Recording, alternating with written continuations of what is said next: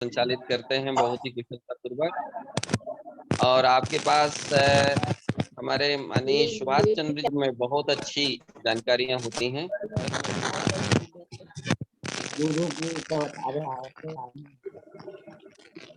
मैं चाहूंगा कि अब हम लोग बिना किसी भूमिका के बैठक को शुरू कर दें। सर्वप्रथम बंसल जी, मेरी आवाज सुन रहे हैं?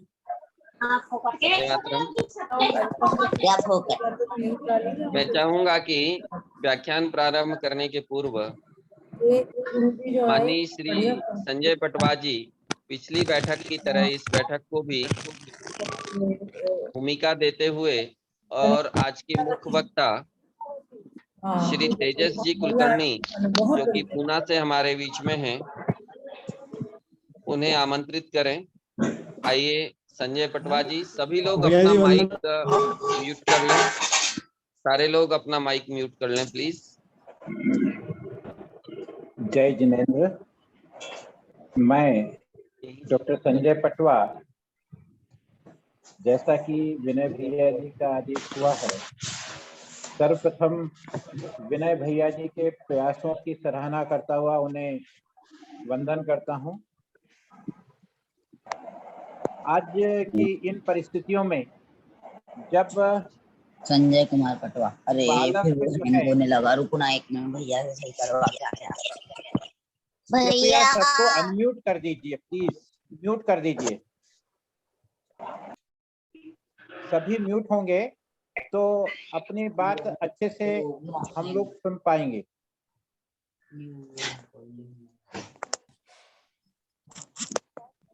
आज की इस चौथी बैठक में जो गुरुकुल पद्धति से शिक्षा हो, चरित्र निर्माण की शिक्षा हो, बालकों को हम एक दिशा दे सकें, उनकी दशा बदल सके, इसके लिए भोपाल में गुरुकुल प्रारंभ करने की एक प्रस्तावना को लेकर विनय भैया जी ने हम सब लोगों को जोड़ा है।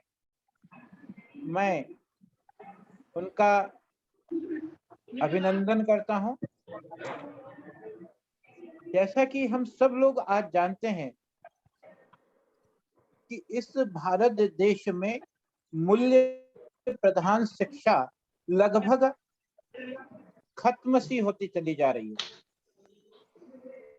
इन परिस्थितियों में बच्चा मानसिक द्वंद से गुजरता है। वह बाहर का भौतिक वातावरण देखता है और संस्कारित परिवार के अंदर रह करके और माता पिता, दादा दादी और परिवार के अन्य सभी सज्जनों का संस्कार युक्त जीवन देखता है, तो वह द्वंद की स्थिति में आ जाता है। उसको काफी मानसिक द्वंद होता है। उस मानसिक द्वंद को समाप्त करने के लिए नैतिक तथा चारित्रिक निर्माण की ऐसी शिक्षा उस बच्चे को देना चाहिए जिससे वे उचित और अनुचित के मध्य अंतर करना सीख सके। जब तक वह उचित और अनुचित का अंतर नहीं कर पाएगा, उसके मानसिक द्वंद का समापन नहीं हो पाएगा और वो बच्चा जिस तरफ का प्रभाव उसे ज्यादा लगेगा, उस स्थिति में अपने आप को मोड़ लेगा और वह भटक जाने की संभावना से हम उसको देखेंगे तो बड़ी भयानक स्थिति बनेगी। ऐसी परिस्थिति में गुरुकुल शिक्षा हम लोगों के लिए एक बेहतर शिक्षा हम मान सकते हैं। जिसमें आज भारतीय संस्कृति की भाषा, भूषण और भोजन और वो व्यक्ति लगभग भूल चुका है। हमारी मातृभाषा, स्थानीय भाषा की 2020 में जो राष्ट्रीय शिक्षा नीति आई है, उसके अंदर बहुत जोर दिया गया है कि हमारी शिक्षा का माध्यम स्थानीय शिक्षा हो, क्षेत्रीय भाषा हो, या मातृभाषा में शिक्षा दी जाए। मातृभाषा में शिक्षा दी जाए। हमारे पहनावे को, भूषा को भी हम भूल चुके हैं और भोजन को भी हम भूल चुके हैं। हमारी भोजन पद्धति में क्या क्या सम्मिलित हो गया है हम कल्पना भी नहीं कर सकते। इसी का परिणाम आज कोरोना के रूप में पूरे विश्व में हम देख रहे हैं। इन स्थितियों को देखते हुए एक आदर्श व्यक्तित्व आज हमारे बीच में है, जो भाषा, भूषा और भोजन में भारतीय संस्कृति को अपनाते हुए विभिन्न गुरुकुलों से शिक्षा प्राप्त कर गुरुकुलों के अंदर शिक्षा देते हुए आज हमें प्रतिबोधित करेंगे। ऐसा व्यक्तित्व हमारे बीच में है। पुणे से श्री तेजस कुलकर्णी जी, मैं उनका हार्दिक स्वागत करता हूं, उनका अभिनंदन करता हूं। श्री तेजस कुलकर्णी जी, जिन्होंने केवल हाई स्कूल तक की औपचारिक शिक्षा का में अध्ययन किया होगा, ऐसा मेरा मानना है। इसके अतिरिक्त वे पूरी तरह से, जो प्रश्न बार बार उठ करके आ रहे थे कि औपचारिक शिक्षा हमारी अगर नहीं हो तो विद्यार्थी क्या करे, कैसे जीवन यापन कर सकता है, इन सब चीजों का समावेश तेजस जी के व्यक्तित्व से हमें मिल जाएगा। वह कोई बहुत ज्यादा औपचारिक शिक्षा प्राप्त नहीं किए हैं, लेकिन उन्होंने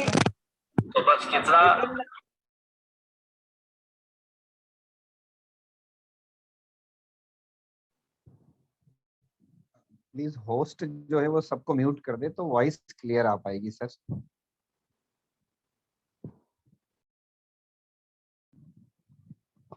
थोड़ा सा प्रॉब्लम आ रहा है, म्यूट कर रहा हूँ, थोड़ा सा वेट कीजिए 2 मिनट बस।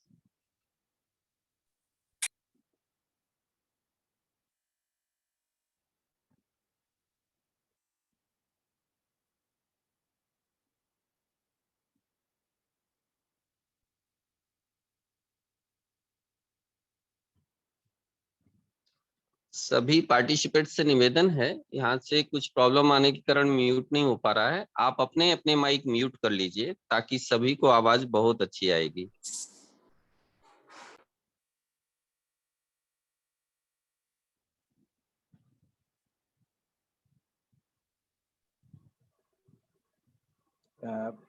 मैं अपनी बात शुरू करूं?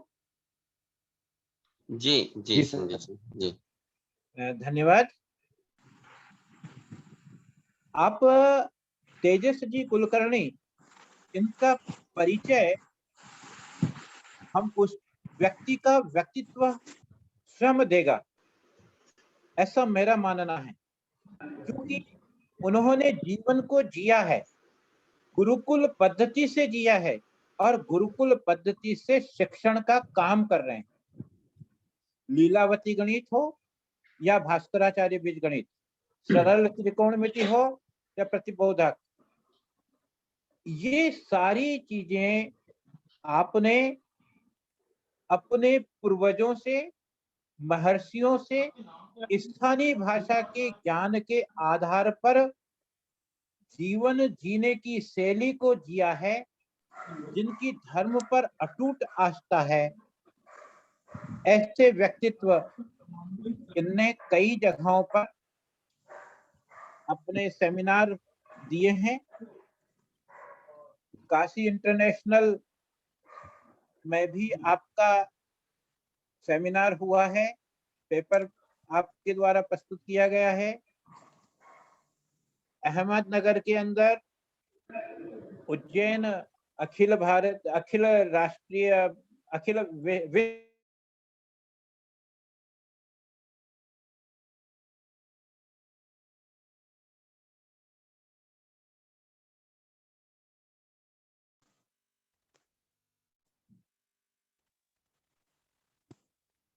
हमारे बीच आज अपनी बात रखेंगे, उनकी बात रखने के पूर्व मुझे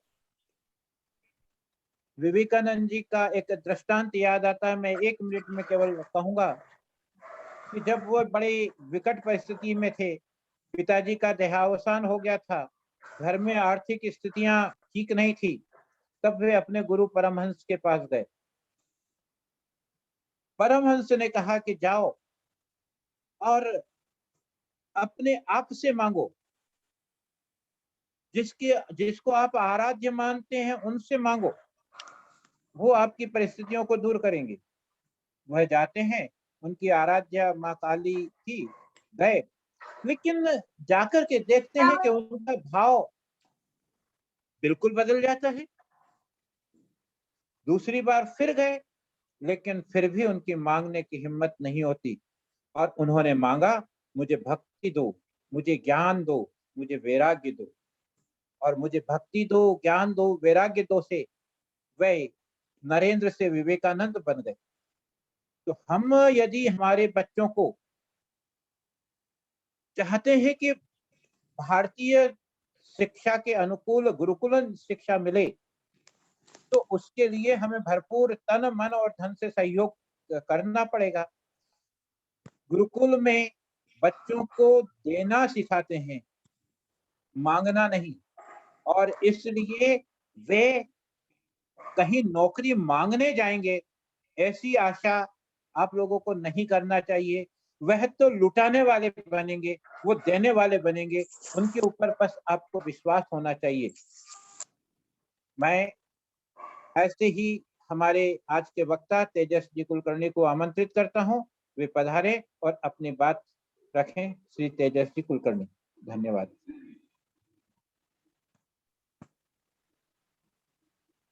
गुरुर्ब्रह्मा गुरुर्विष्णुः गुरुर्देवो महेश्वरः गुरुः साक्षात् परब्रह्म तस्मै श्री गुरवे नमः।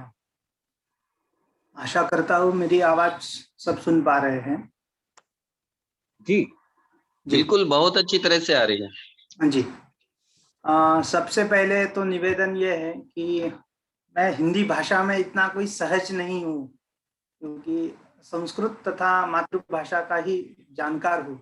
कदाचित कुछ गलतियां हो सकती है, तो उसके लिए पहले मैं आपसे क्षमा प्रार्थी हूँ। तथा च मेरे गुणों को कुछ है तो वो हमारे पूर्वाचार्यों से प्राप्त, गुरु परंपरा से प्राप्त गुण हैं, उनको आप ग्रहण करिएगा।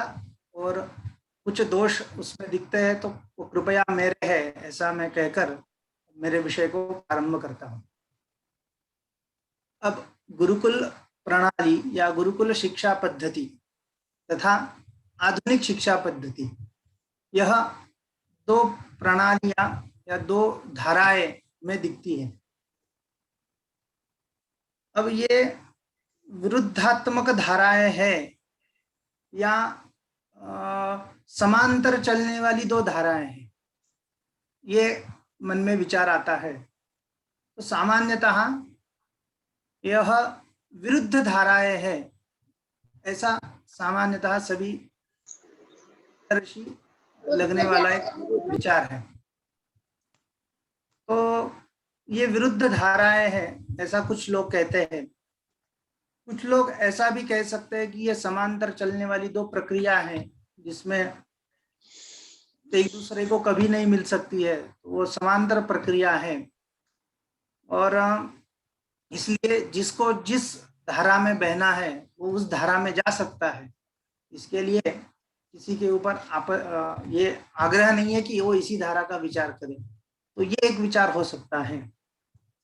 सामान्यतः ये 2 विचार रहे, परंतु हमारे विचार में तो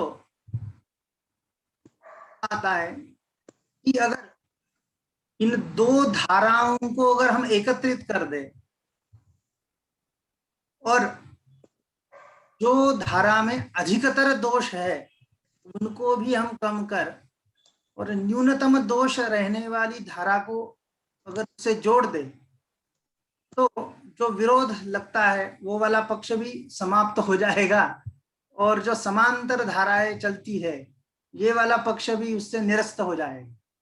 ये तृतीय पक्ष से क्या सिद्ध होता है कि हम इन बातों को अगर ये तृतीय पक्ष सिद्ध कर पाएंगे तो पहले दो पक्षों को निरसन करते हुए विरोध का भी शमन हो जाएगा, तथा अलग अलग भी प्रणाली है, उससे अच्छा है कि इन दो धाराओं को गुणों के साथ जोड़कर अगर एकत्रित कर पाएंगे तो सर्वथा लाभ हो सकता है।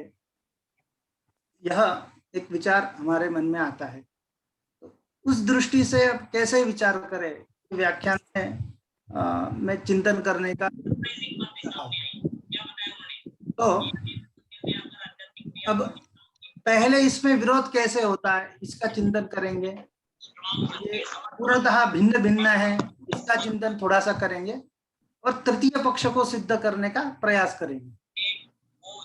अब पहला जो विरोध दिखता है तो इसमें यह होता है कि ये प्राचीनतम पद्धति है। हमारी जो शिक्षा, गुरुकुलीय शिक्षा प्रणाली जो है वो संस्कृत इत्यादि भाषा में होने के कारण एकदम मृत है, क्योंकि जो भाषा ही मृत है, जिस भाषा को मृत लोग कहते हैं, मानते हैं आधुनिक, तो वह भाषा ही मृत है, तो उसमें जो विषय होगा वह भी इस काल के लिए उपयुक्त नहीं है, इसीलिए वह विषय भी मृत है, इसीलिए सर्वथा ये अनुपयुक्त विषय है, ऐसा आक्षेप इसमें होता है।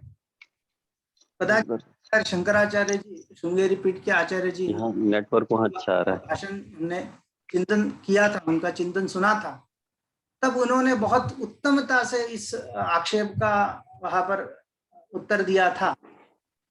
अस्य भाषायाः मृतत्वादेव अमृतत्वम, यानी यह भाषा मृत है इसीलिए वह अमृत भी है। अब ये कैसे परस्पर विरुद्ध बातें हो रही है कि भाषा मृत है इसीलिए वह अमृत है। तो वो कहते हैं कि इस भाषा का जो ज्ञान, जैसे अभी संस्कृत में कुछ बात लिखी है, रामः ग्रामं गच्छति, ग्रामं रामः गच्छति, गच्छति रामः ग्रामं इत्यादि अलग अलग पद्धति से भी इन शब्दों का एक दूसरे के साथ अगर हम चिंतन करेंगे तब भी एक ही अर्थ प्राप्त करते हैं कि राम गांव को जा रहा है। तो ये इसका सामर्थ्य है। वो किसके कारण है यह सामर्थ्य?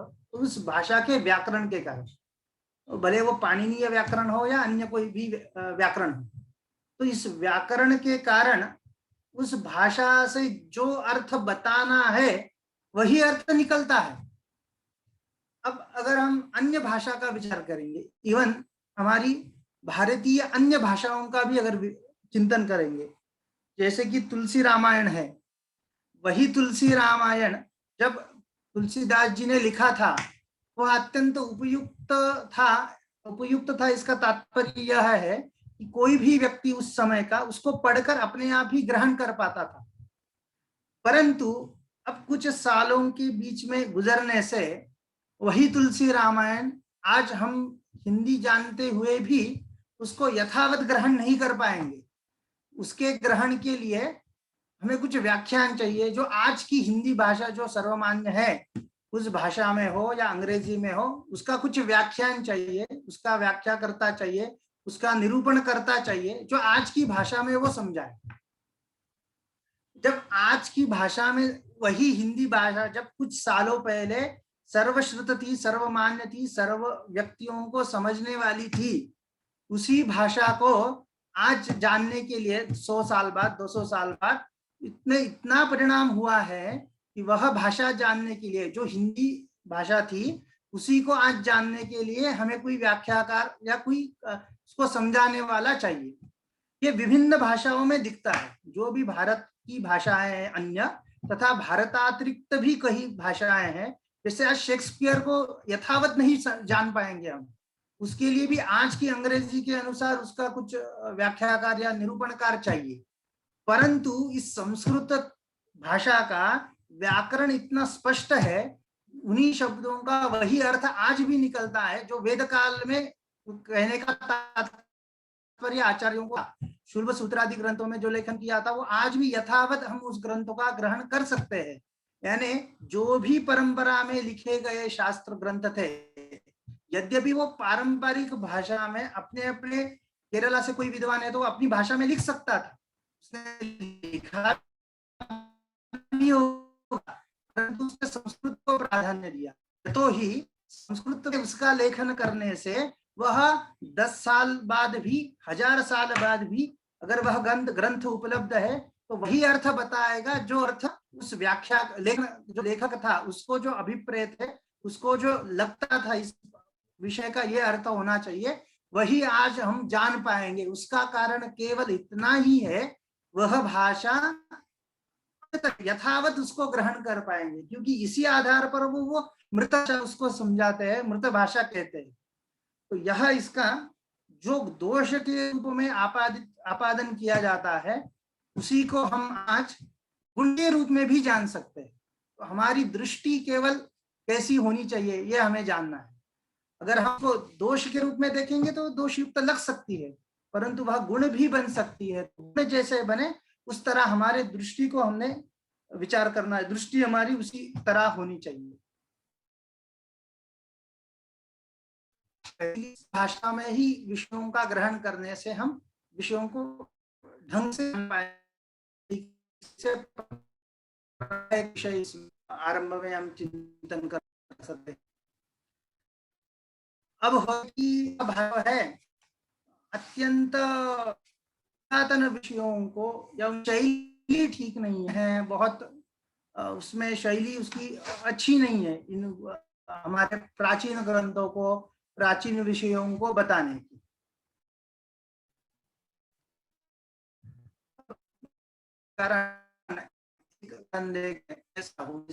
आचार्य जी थोड़ा सा 1 मिनट आपको क्षमा चाहता हूँ। आज हम लोग हमारी प्राचीन गणित क्या है, लीलावती गणित क्या है, इसके बारे में विशेष रूप से जानना चाहते हैं। हाँ होगा कि आपको इसमें मैं लेके चल जी। प्राचीन ग्रंथ का हम विचार करते। अब हमने किसी व्यक्ति को पूछा कि यह एक साइड है, जैसे एक चतुरस्र यानी 4 भुजाओं वाला क्षेत्र है, उसका क्षेत्रफल क्या होगा। अब बहुत सारे लोगों को तो उत्तर आ भी गया होगा, उसका उत्तर वह बताएंगे 625, उसका क्षेत्रफल है। परंतु यहाँ ग्रंथ में आचार्य कहते हैं चतुर्भुजस्य अन्यतो हि कर्णो कथम ततोस्मि नियतम ज्ञात। वह आचार्य यहाँ ऐसा समझा रहे हैं कि शस्त्र होने के कारण वह सही होगा यह निर्णय करना या वह विचार करना, ये अत्यंत अप्रमेय वाला यानी प्रमेय को ढंग से न समझने का दोष है।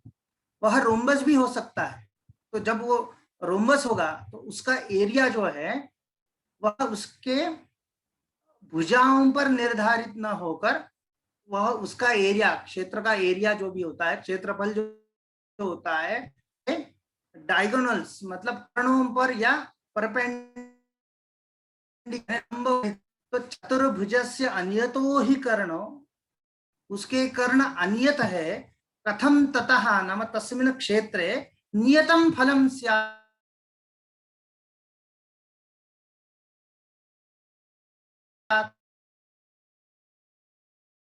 नियतम नाम नियतम फल बताने वाला उससे भी निकृष्ट है जो अनियत स्थिति को मानता है। एक भुजाओं का फल अवलंब नहीं करता है, किंतु उसके परपेंडिकुलर अथवा उसके डायगोनल उन विषयों पर उसका फल जो है वो निश्चित करता है। और इस विषय को लेकर फिर समचतुरस्र इत्यादि प्रमेय एक एक ग्रंथ को लेकर उन्होंने उसमें महान विचार प्रकट किया है।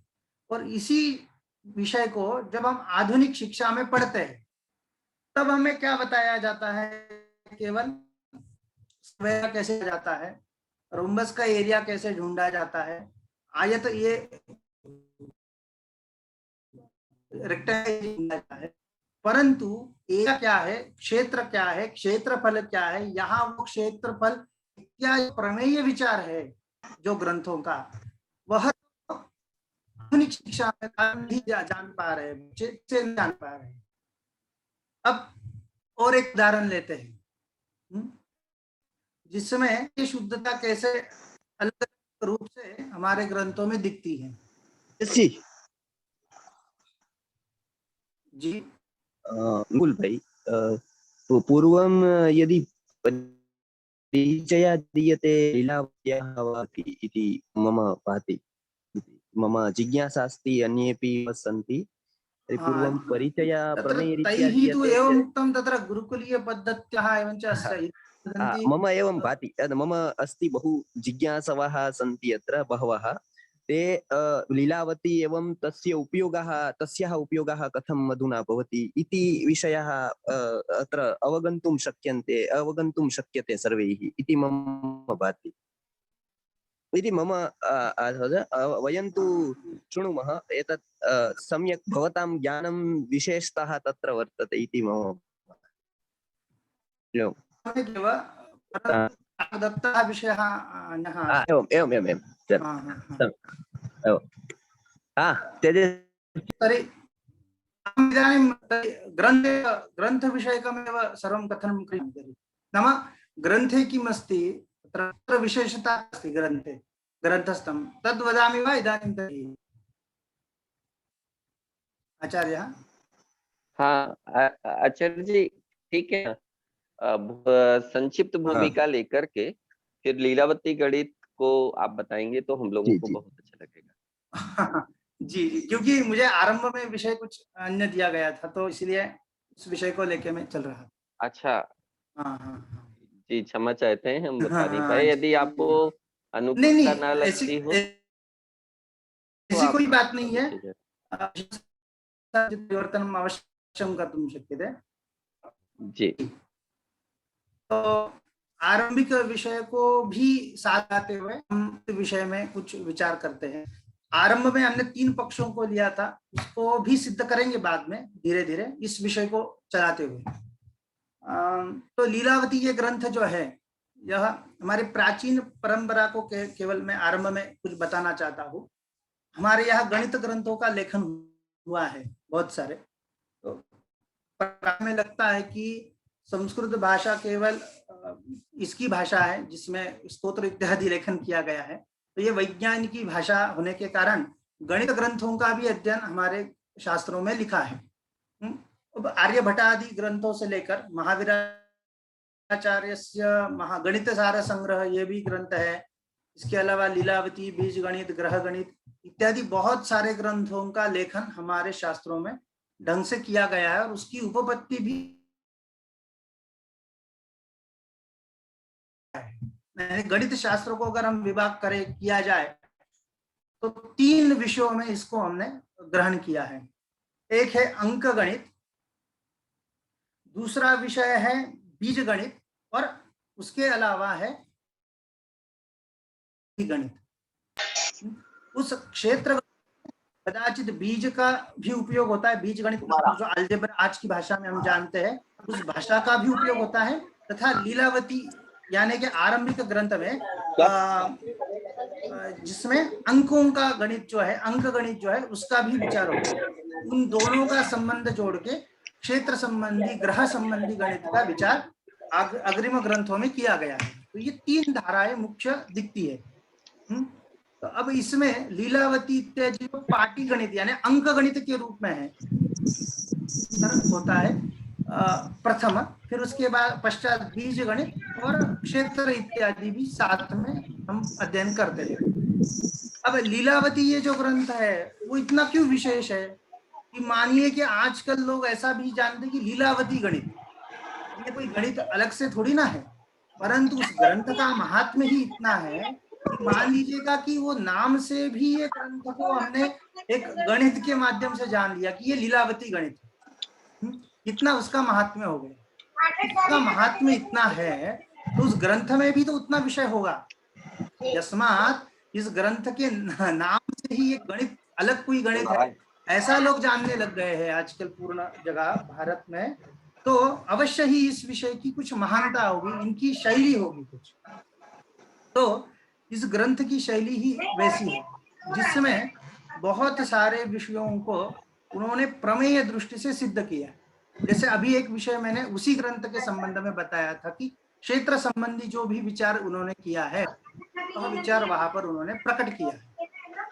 अब इसके अलावा उस ग्रंथ में क्या क्या स्थिति है, उनकी लेखन शैली कैसी है, तो अब देखिएगा आरंभिक स्तर जो है वो मुख्य क्रियाओं के ऊपर है। क्रियाएं हम जानते हैं, वो 8 क्रियाएं कौन कौन सी है, जिसमें होता है योग, अंतर, गुणन, भाजन, मतलब एडिशन, सब्ट्रैक्शन। आज की भाषा में थोड़े बोलते हैं तो जल्दी से समझ पाएंगे आप। Addition, subtraction, multiplication, division, square, square root, ये 8 प्रक्रिया जो मुख्य है वह पूर्णांक संख्याओं के बारे में, अपूर्णांक मतलब फ्रैक्शन के संबंध में, और शून्य के संबंध में यानी शून्य के बारे में, ये मुख्य 3 विषय आरंभ में उन्होंने कहे। अब पहले सूत्र का विचार या पहले इसमें उन्होंने क्या विषय रखा है वह थोड़ा मैं खोल के आपके सामने बताना चाहता हूँ। जहां पर योग तथा अंतर का विषय चिंतन चलता है, तो सामान्यतः हम जो भी एडिशन जो करते हैं वह कैसे करते हैं, तो हम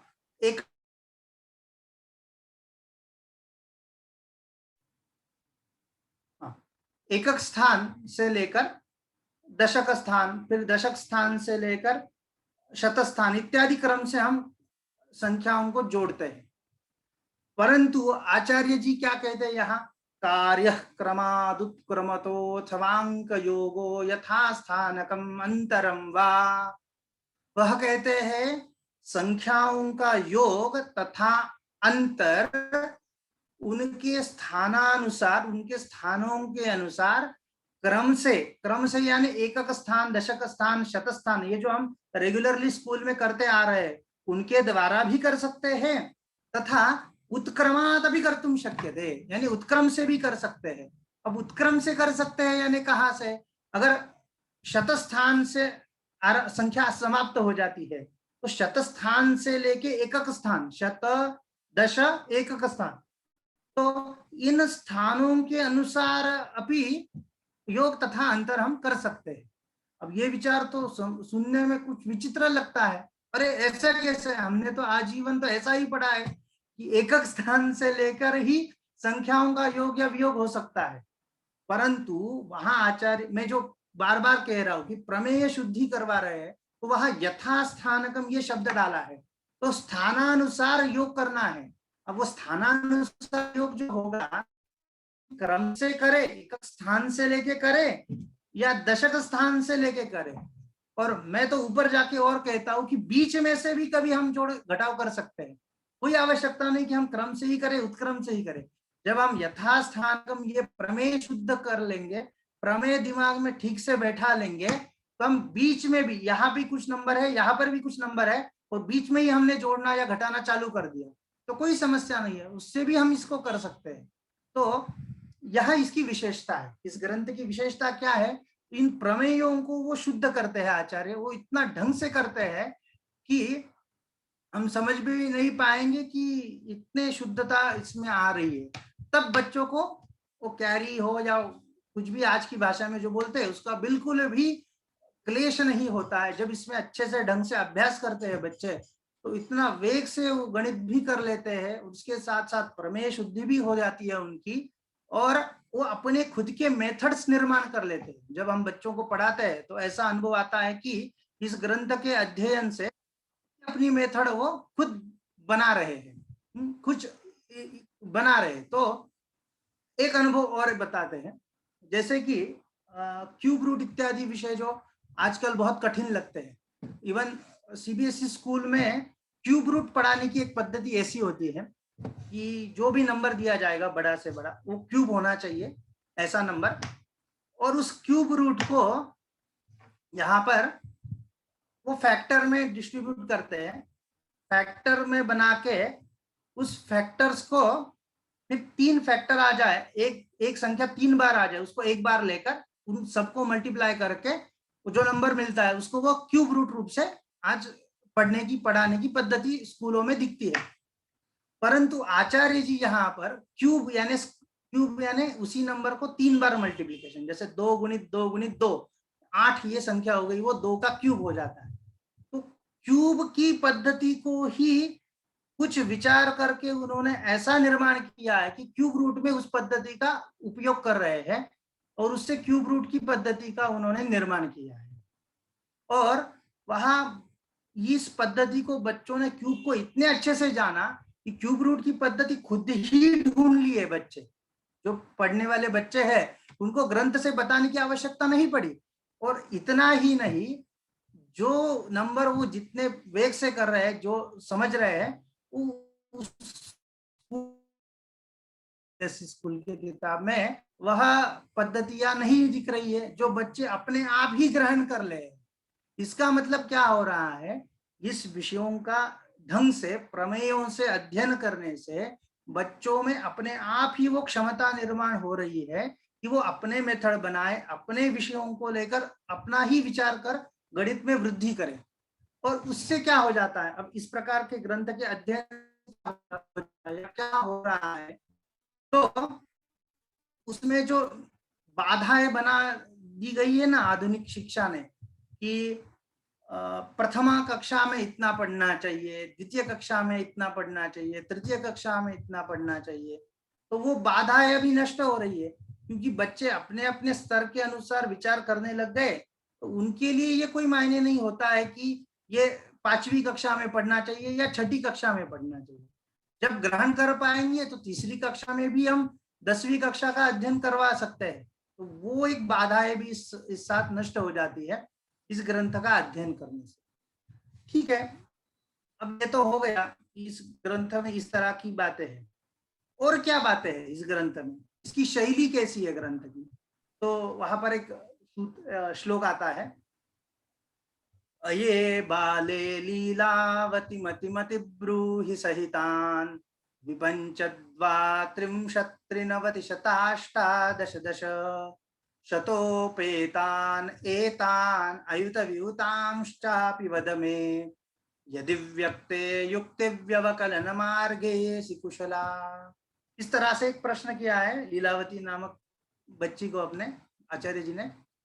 कह रहे, अये बाले लीलावती, है लीला जिसके पास है ऐसी लीलावती, तू मति मति कैसी है, तू बुद्धिमती है। तो है लीलावती, है बुद्धिमती बालिके। तो प्रश्न है कि यहाँ द्विपंच द्वात्रिंशत इत्यादि संख्याओं को लगातार बोलते हैं, परंतु मुझे इसमें यह कहना है कि बच्चे के साथ आचार्य का कैसे संबंध है। अब देखिएगा, आज की पद्धति में हम ऐसे बोलते हैं बच्चे को, इधर आ, इस प्रश्न का समाधान कर, चल मुझे 12 का टेबल बोल के दिखा। अब कोई भी स्थिति में बच्चा उत्तर नहीं देगा, या देगा भी रो रो के देगा, मन उसका बिल्कुल ही अशांत होगा उत्तर देते समय, और कदाचित अभी उत्तर ढंग से आने की संभावना न्यूनतम है। और उसी जगह अगर हम उसको इस तरह से बुलाते हैं, अरे बेटा इधर आओ, और उसको प्यार से बोलेंगे, अरे तुम इतने बुद्धिमान हो, ऐसा हो, जब उसको हम प्यार से संबंध बनाएंगे, उसके साथ प्यार से वार्तालाप करेंगे, अब जगत में उसको ऐसा जब एहसास होने लगेगा, इस प्रश्न का समाधान मेरे अलावा कोई नहीं दे सकता, तो स्वभाव से ही उसमें उत्साह आ जाएगा। अब जब उसमें उत्साह आ जाएगा तो अपने आप ही वो समाधान के लिए यत्न करेगा। कदाचित अभी डांटने से, उसको मारपीट करने से किसी प्रश्न का समाधान नहीं हो पाएगा। तो ये शैली इस ग्रंथ की ऐसी है कि जिसमें आचार्य जी इतने प्यार से विषय को पूछते हैं और आगे आगे जाके क्या कहते हैं, यदि व्यक्ते युक्ति व्यवकलन मार्गे सि कुशला।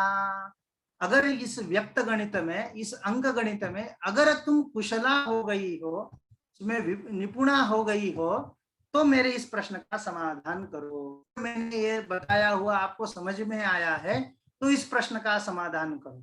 तो प्यार से और विषय को ग्रहण किया है, अगर किया है तो बताओ, नहीं किया है इसलिए यत्न करेंगे, समझाने के लिए प्रयत्न करेंगे। तो ये जो शैली है वो बहुत आवश्यक है बच्चों के साथ व्यवहार करते समय।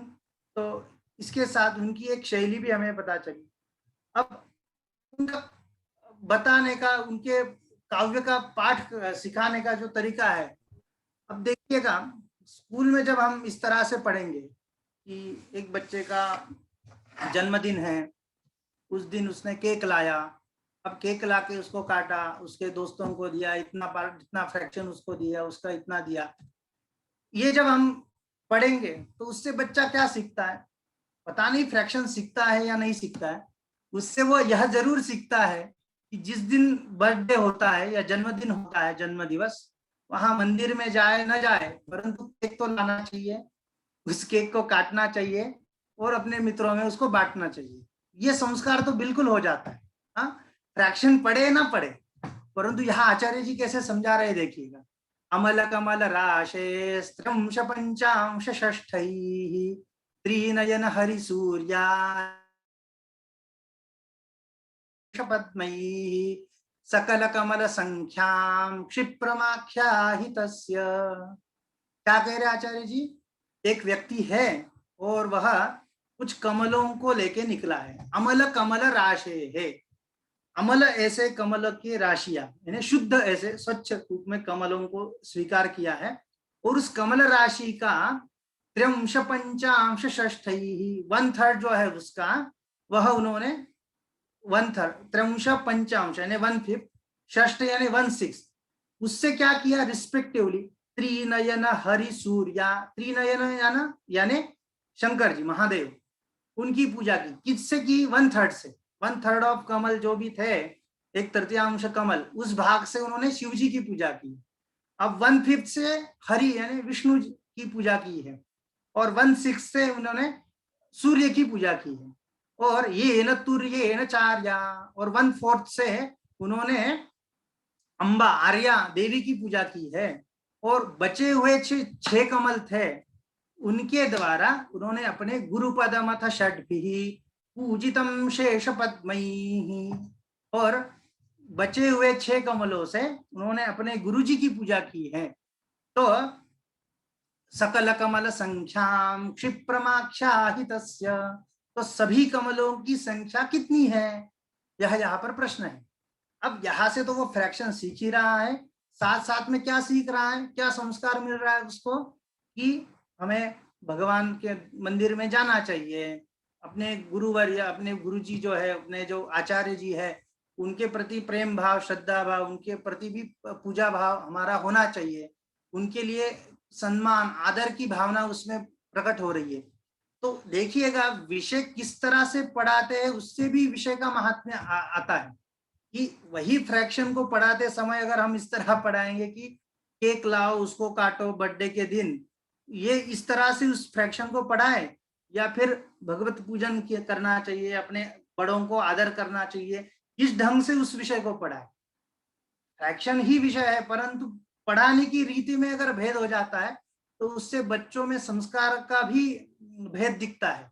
तो यह भेद इस ग्रंथ के पढ़ने से साथ साथ में, जो आरंभ में जो कहा गया था कि हमारा अध्ययन कैसे होना चाहिए, तो चारित्र्य संपन्न होना चाहिए, इससे चरित्र निर्माण तो अवश्य होगा।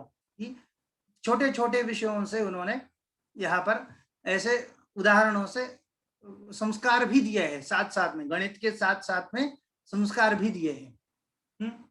अब और एक उदाहरण है व्यापार के संबंध में है, उसको भी हम थोड़ा चिंतन करेंगे तो और आनंद आएगा आपको। जैसे कि माणिक्याष्टकम इंद्रनील दशकम इत्यादि वो श्लोक है, उसमें यह है 4 व्यापार करने वाले व्यक्ति है और वो रत्नों के व्यापारी है।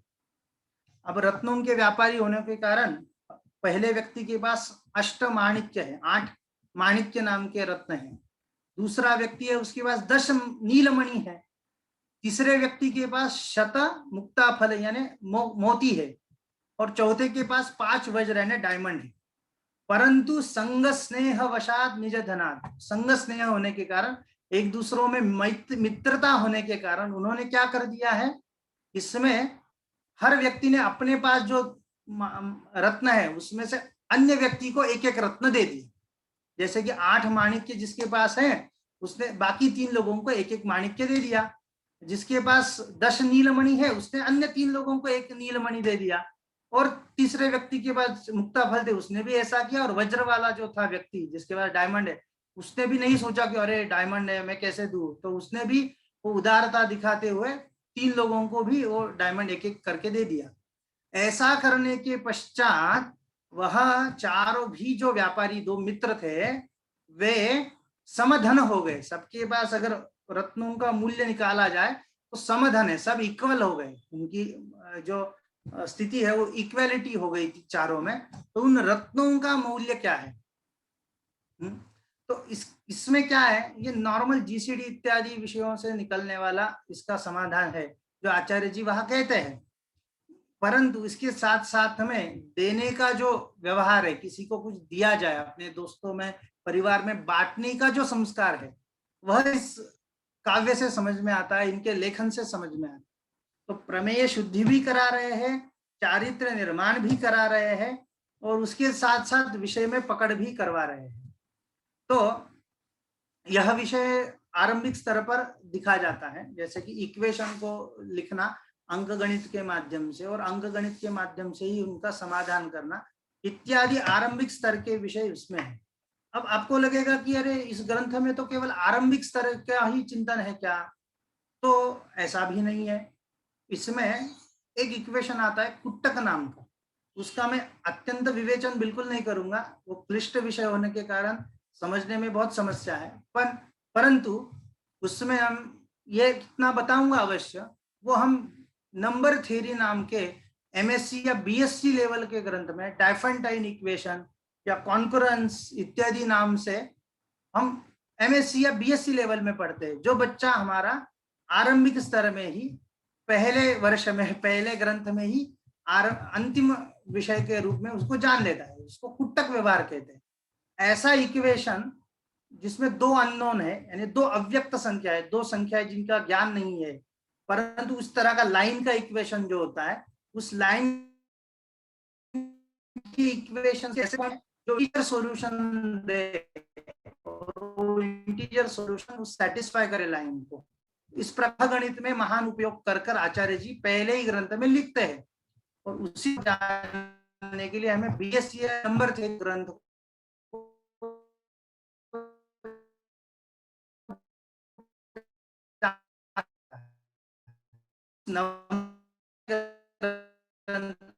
जो आया है, जिस तरह जिस ढंग से उन्होंने लिखा है वह भी आज की भरी भाषा में लिखना कठिन है। उस इतने कठिन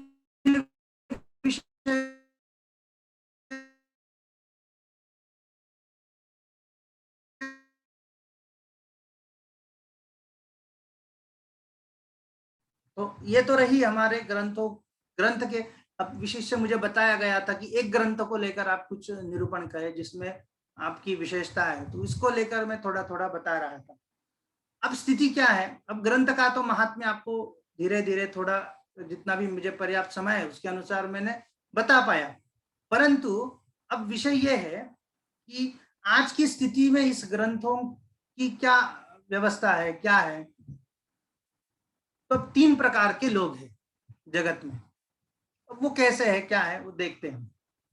पहले लोग ऐसे हैं जो कहते हैं कि हमारे शास्त्रों में, हमारे पुराणों में, हमारे वेद ग्रंथों में, हमारे प्राचीन आचार्यों के लेखन में ही सब कुछ है, आधुनिक लोग तो चुरा के लेके गए हैं इत्यादि इत्यादि आक्षेप, जो प्रसिद्ध आक्षेप है यह हम कहते हैं।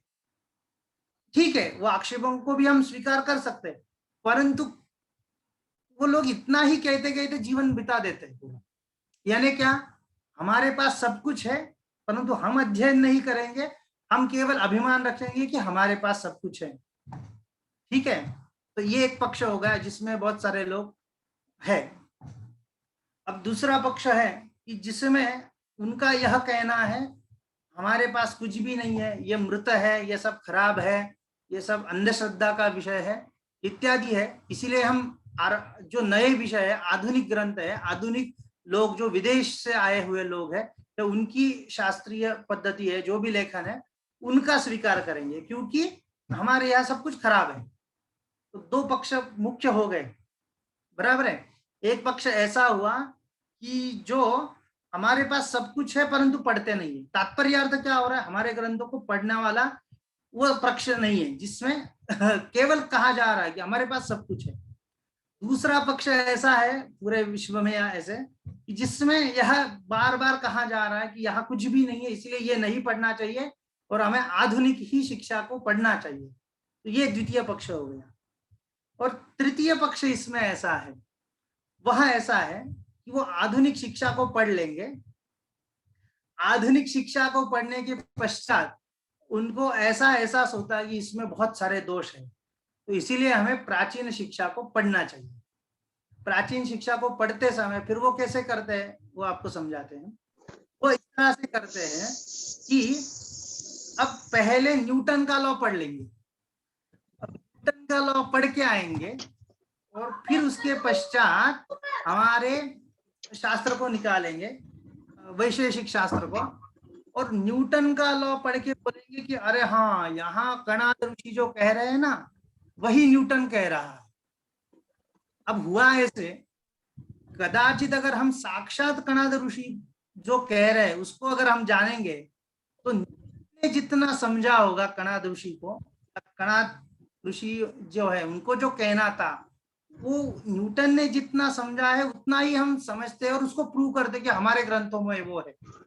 परंतु अगर साक्षात हम कणाद ऋषि को जानेंगे, उनको ठीक से ढंग से पढ़ेंगे या स्वतंत्रता से उस ग्रंथ को देखेंगे तो कदाचित न्यूटन को जितना समझा उससे अधिक भी हम जान पा सकते हैं ना, क्योंकि हमारे परंपरा में लिखा हुआ न्यूटन ने जाना, उससे तो कदाचित हम अधिक भी जान पाएंगे या उसके अलावा भी कुछ हो सकता है हमारे ग्रंथों में। तो हमारे ग्रंथों को यथावत अगर हम पढ़ेंगे तो कदाचित आज के जो आधुनिक लोगों ने जो भी हमारे ग्रंथों से चोरी करके भी लिया हो उन विषयों से हम अधिक ही उस विषय को जान पाएंगे कदाचित।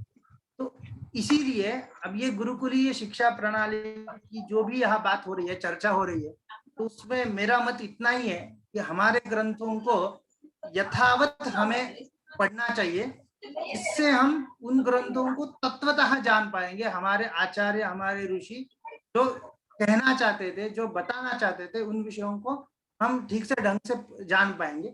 साथ में ही हम आधुनिक विद्या को भी पढ़ सकते हैं, उस विद्या का भी हमें कोई विरोध नहीं है, परंतु इस विद्या को यथावत जानकर फिर हम फिजिक्स को पढ़े, फिर हम आधुनिक विषयों को पढ़े और फिर हम उसमें तुलनात्मक अध्ययन हो, चिंतन हो, मंथन हो, वो बाद में कर सकेंगे। अब रही बात, ये इतने पक्ष तो अभी आपको जो मुझे बताना था तो वो हो गया, परंतु आरंभिक जो मैंने विषय का आरंभ किया था उस विषय को अगर आगे बढ़ाएंगे तो उसमें 3 विषय मैंने आपको कहे थे कि जो विरोधी परंपरा है, एक दूसरे का विरोध करने वाली, और दूसरी है कि परस्पर समांतर है।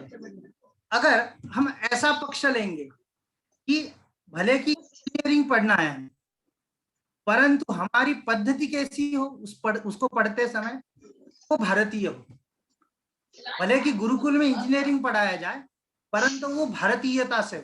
ये भारतीयता से इंजीनियरिंग कैसे होगी, ये किसी के मन में प्रश्न आ सकता है। तो भारतीयता से हो इसका मतलब जो हम प्रणाली कोई भी विषय को पढ़ते समय आज पढ़ रहे हैं, जैसे गणित को अभी मैंने गणित के संबंध में कुछ बताया, उस प्रणाली को लेकर अगर हम इंजीनियरिंग भी पढ़े तो हमें कोई विरोध नहीं। यानी शिक्षा कोई भी हो परंतु उसकी ढंग, उसको पढ़ने का तरीका वो भारतीय हो, हमारे दर्शन शास्त्र, हमारे पद्धतियों से हो, उसका जैसे अभी देखिएगा इंजीनियरिंग ये प्रैक्टिकल का विषय है। 4 साल इंजीनियरिंग कर लेता है बच्चा और 4 साल के बाद एक्चुअली उसको जो करना है वो कंपनी में जाके पढ़ता है। तो 4 साल क्यों उसने बर्बाद की? अगर पहले ही दिन उसको अगर प्रैक्टिकल दिया जाए, कदाचित 4 साल में अत्यंत उत्तम विचार कर पाएगा, अत्यंत उत्तम चिंतन कर पाएगा। परंतु 4 साल वो केवल लेक्चर सुनता रहता है और एक के बाद दूसरा लेक्चर चलता है, जिसमें का समय नहीं है। तो पहला लेक्चर होने के बाद दूसरा लेक्चर चालू होता है, वो क्यों होता है? तो पहले लेक्चर को भूलने के लिए। फिर तीसरा लेक्चर चालू होता है, वो दूसरा लेक्चर भूलने के लिए। तो क्रम 6 लेक्चर सुन के आता है घर पे और रात में उसको अगर पूछा जाए क्या पढ़ा तो एक भी उसको विषय याद नहीं। क्यों? क्योंकि उसने केवल ले लिया है, सुना है और उसको भूल गया है वो। तो अगर उस प्रणाली को खत्म कर, नष्ट कर, अगर हम हमारी प्रणाली से कोई भी शिक्षा को पढ़ सके तो वो हमारी ज्ञान की सेवा हो सकती है, ज्ञान धारा को हम आगे बढ़ा सकते हैं और हमारी प्राचीन परंपरा को ही उस ढंग से हम जान पाएंगे, तो आज के विषयों को भी हम उत्तम तरीके से सीख सकते हैं। इस प्रकार से इनको हमें देखना चाहिए। कदाचित मेरे कहने में कोई भी भूल हुई हो तो इसमें मैं क्षमा प्रार्थी हूँ, और किसी के कुछ मन में प्रश्न है या असहजता है हमारे विचार में, प्रकट करिएगा तो चिंतन कर सकते हैं। जिनको भी कुछ भी शंका समाधान करना है आचार्य जी से कर सकते हैं। मैं एक बात विशेष रूप से कहना चाहता हूँ, हमने आचार्य जी से जब चर्चा की थी तो विषय कुछ और उनको दिया था, मुझे नहीं पता था कि आचार्य जी गणित के आचार्य हैं। मैं एक बात अनुभव के साथ सभी से कहना चाहूंगा, लीलावती गणित, वैदिक गणित या हमारी जो प्राचीन गणित रही है उसके परिणामों को मैंने प्रत्यक्ष देखा है। साबरमती गुरुकुल अहमदाबाद में बच्चे जो गणित सीखते हैं उनके अंदर जो टैलेंट आया है, हम लोग हाथ में कैलकुलेटर कंप्यूटर कुछ भी लेकर के बैठ जाएं, वो करोड़ों के कैलकुलेशन बिना कॉपी पेन के बड़ी स्पीड से कर देते हैं और उनका दिमाग भी बहुत तेजी से चलता है। तो हम ये ना सोचें कि प्राचीन शिक्षा पद्धति में गणित थी ही नहीं, अभी जो चल रहा है उससे कहीं अधिक अच्छी गणित प्राचीन समय में थी। जिन किसी को भी कोई भी प्रश्न आ रहा हो मन में, आचार्य जी से पूछ लीजिए, उनके द्वारा उसका समाधान दिया जाएगा।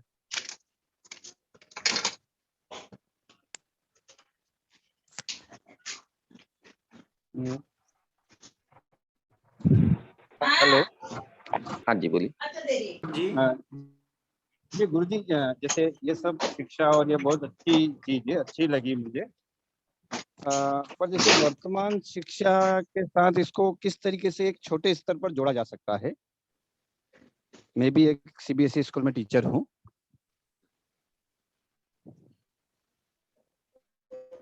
आचार्य जी। जी जी जी, आपका प्रश्न ये है कि शिक्षा में इसको कैसे जोड़ा जा सकता है? जी जी सर। हाँ, अब देखिएगा, एक उदाहरण है कि लीलावती जो ग्रंथ है जिसमें जो भी विषय का है, आज की परिभाषा में जो विषय उनसे बिल्कुल अलग नहीं है। अब देखिएगा, आपको एक छोटा सा उदाहरण देके बताते हैं। अब गणित का ही विषय तो मैं उस संबंध से ही ज्यादा बता पाऊंगा आपको।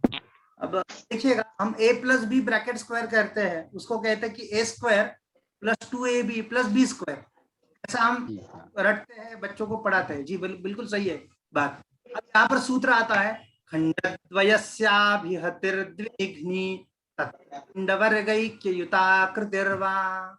सूत्र का अर्थ ये होता है खंडद्वय, अब दो खंड बनाए, दो खंड ए और बी हो सकते हैं, बराबर है। खंडद्वय से, उन दो खंडों का, हाँ, अभिहति नाम गुणनम, तो ए इंटू बी हो, द्विनिघ्नी, द्वि यानी दो, निघ्नी यानी गुणन, तो 2ab हो गया। तो आपका टर्म मिल गया आपको 2ab वाला टर्म। कल हमें आगे का ढूंढना है, a square plus b square ढूंढना है।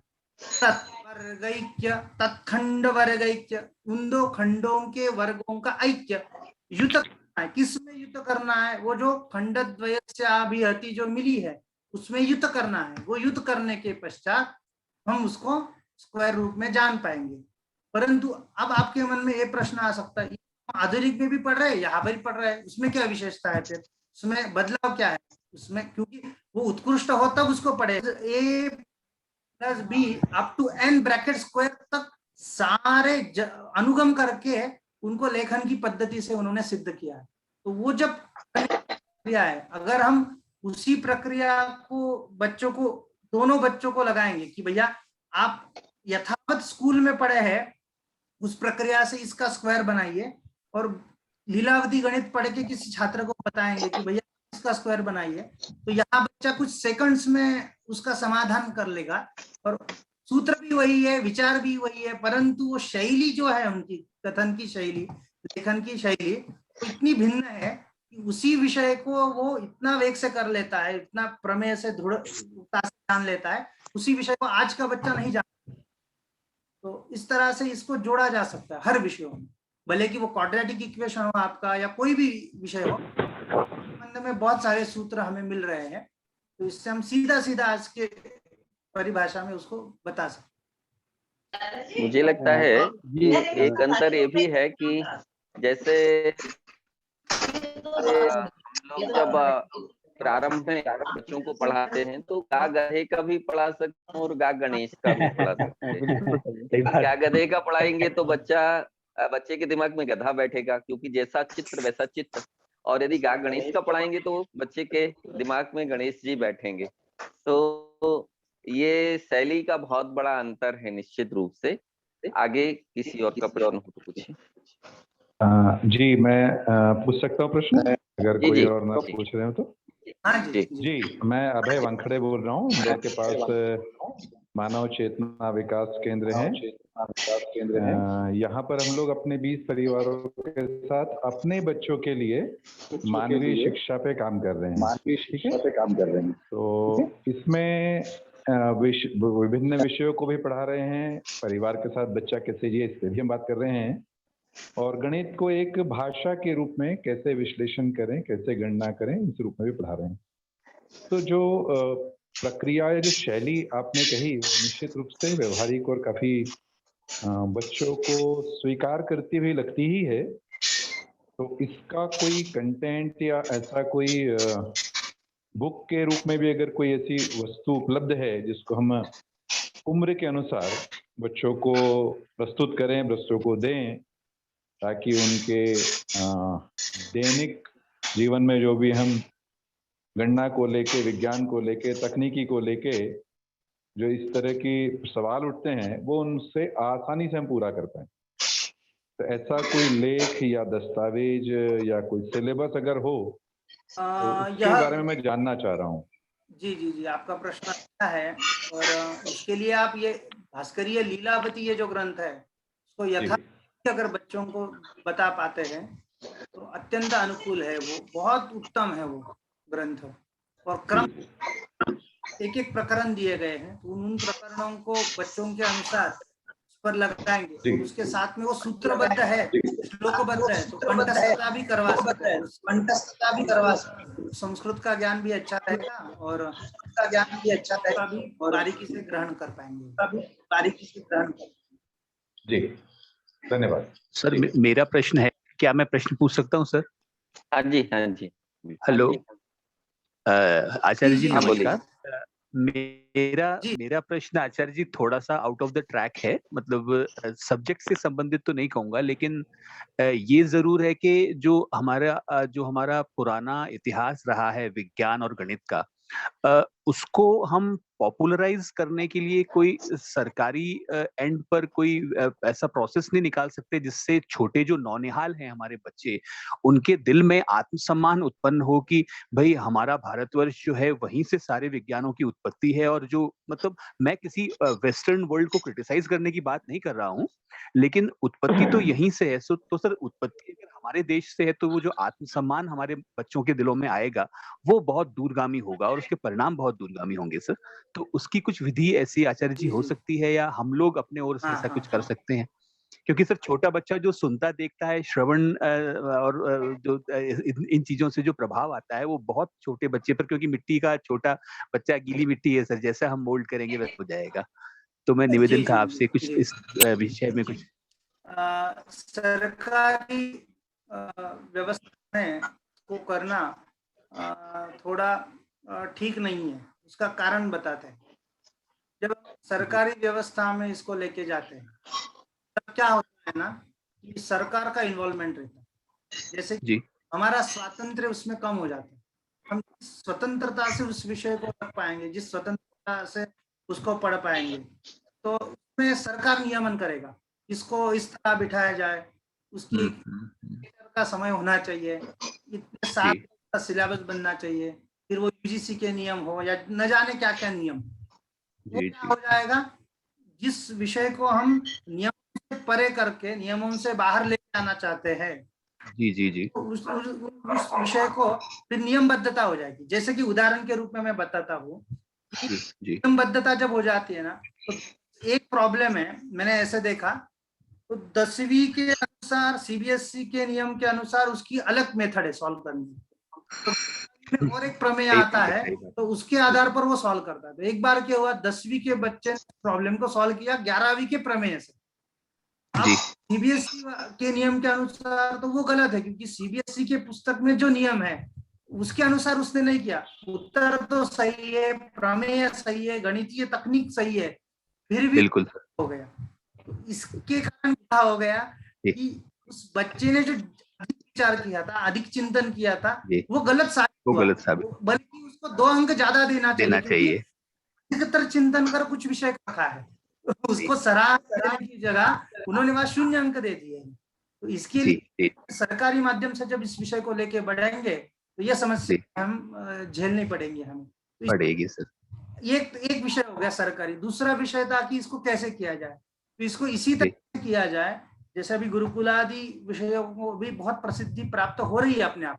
जब हो रही है, बिल्कुल विषय को प्रतिष्ठा देता है तो अपने आप सरकार को उसको लेना ही पड़ता है। कि जैसे योग के विषय में समाज ने उसको प्रसिद्धि दी, अपने स्तर पर योग को ऊपर किया, इतना ऊपर किया कि आज पूरा विश्व योग डे मना रहा है।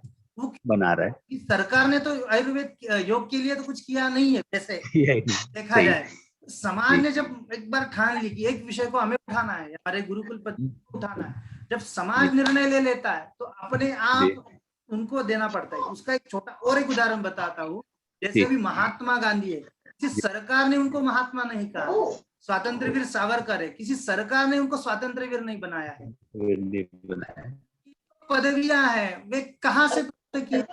समाज से प्राप्त की है। जब समाज अपनी विद्या को, हमारे शास्त्रों को सम्मान देने लग जाएगा, शास्त्र ऊपर आएंगे। उसके लिए किसी सरकार के तरफ जाने की आवश्यकता नहीं। तो सरकार को अपने आप स्वीकार करना पड़ेगा कि इस विद्या का महत्व। बिल्कुल समाजाधिष्ठित अगर उसकी हम यत्न कर पाए, कदाचित वो क्लिष्ट है यत्न, परंतु ऐसा होना चाहिए, ऐसा मेरा मत है। नहीं, बिल्कुल सर, बहुत बहुत साधुवाद सर, थैंक यू। नमस्कार जय हिंद, मैं डॉक्टर विशाल जैन। एक छोटा सा प्रश्न, जो नंदकिशोर जी ने जो बात कही है उसी को मैं आगे बढ़ाना चाहता हूँ कि जो हमारी गुरुकुल पद्धति है, जो विषय हम लेके चल रहे हैं, इसको हम कैसे प्रोत्साहित करें। तो जैसे आज इंटरनेट के माध्यम से हम देखते हैं बाकी जो विषय है, आज इंटरनेट पर जो बाकी विषय हैं उनके बारे में सब अवेलेबल है, उपलब्ध है, कंटेंट उपलब्ध है। तो क्या हम हमारे जो गुरुकुल पद्धति की जो कंटेंट है, जो विषय हैं, उन्हें पीपीडी के माध्यम से, पीडीएफ के माध्यम से या लेक्चर के माध्यम से अगर अवेलेबल कराते हैं तो शायद मुझे लगता है कि इसको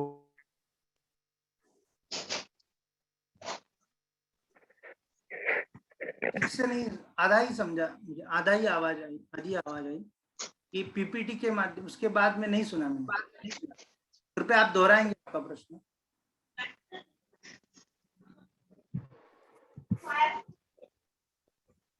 डॉक्टर विशाल जी, आधा ही समझ में आ रहा है जो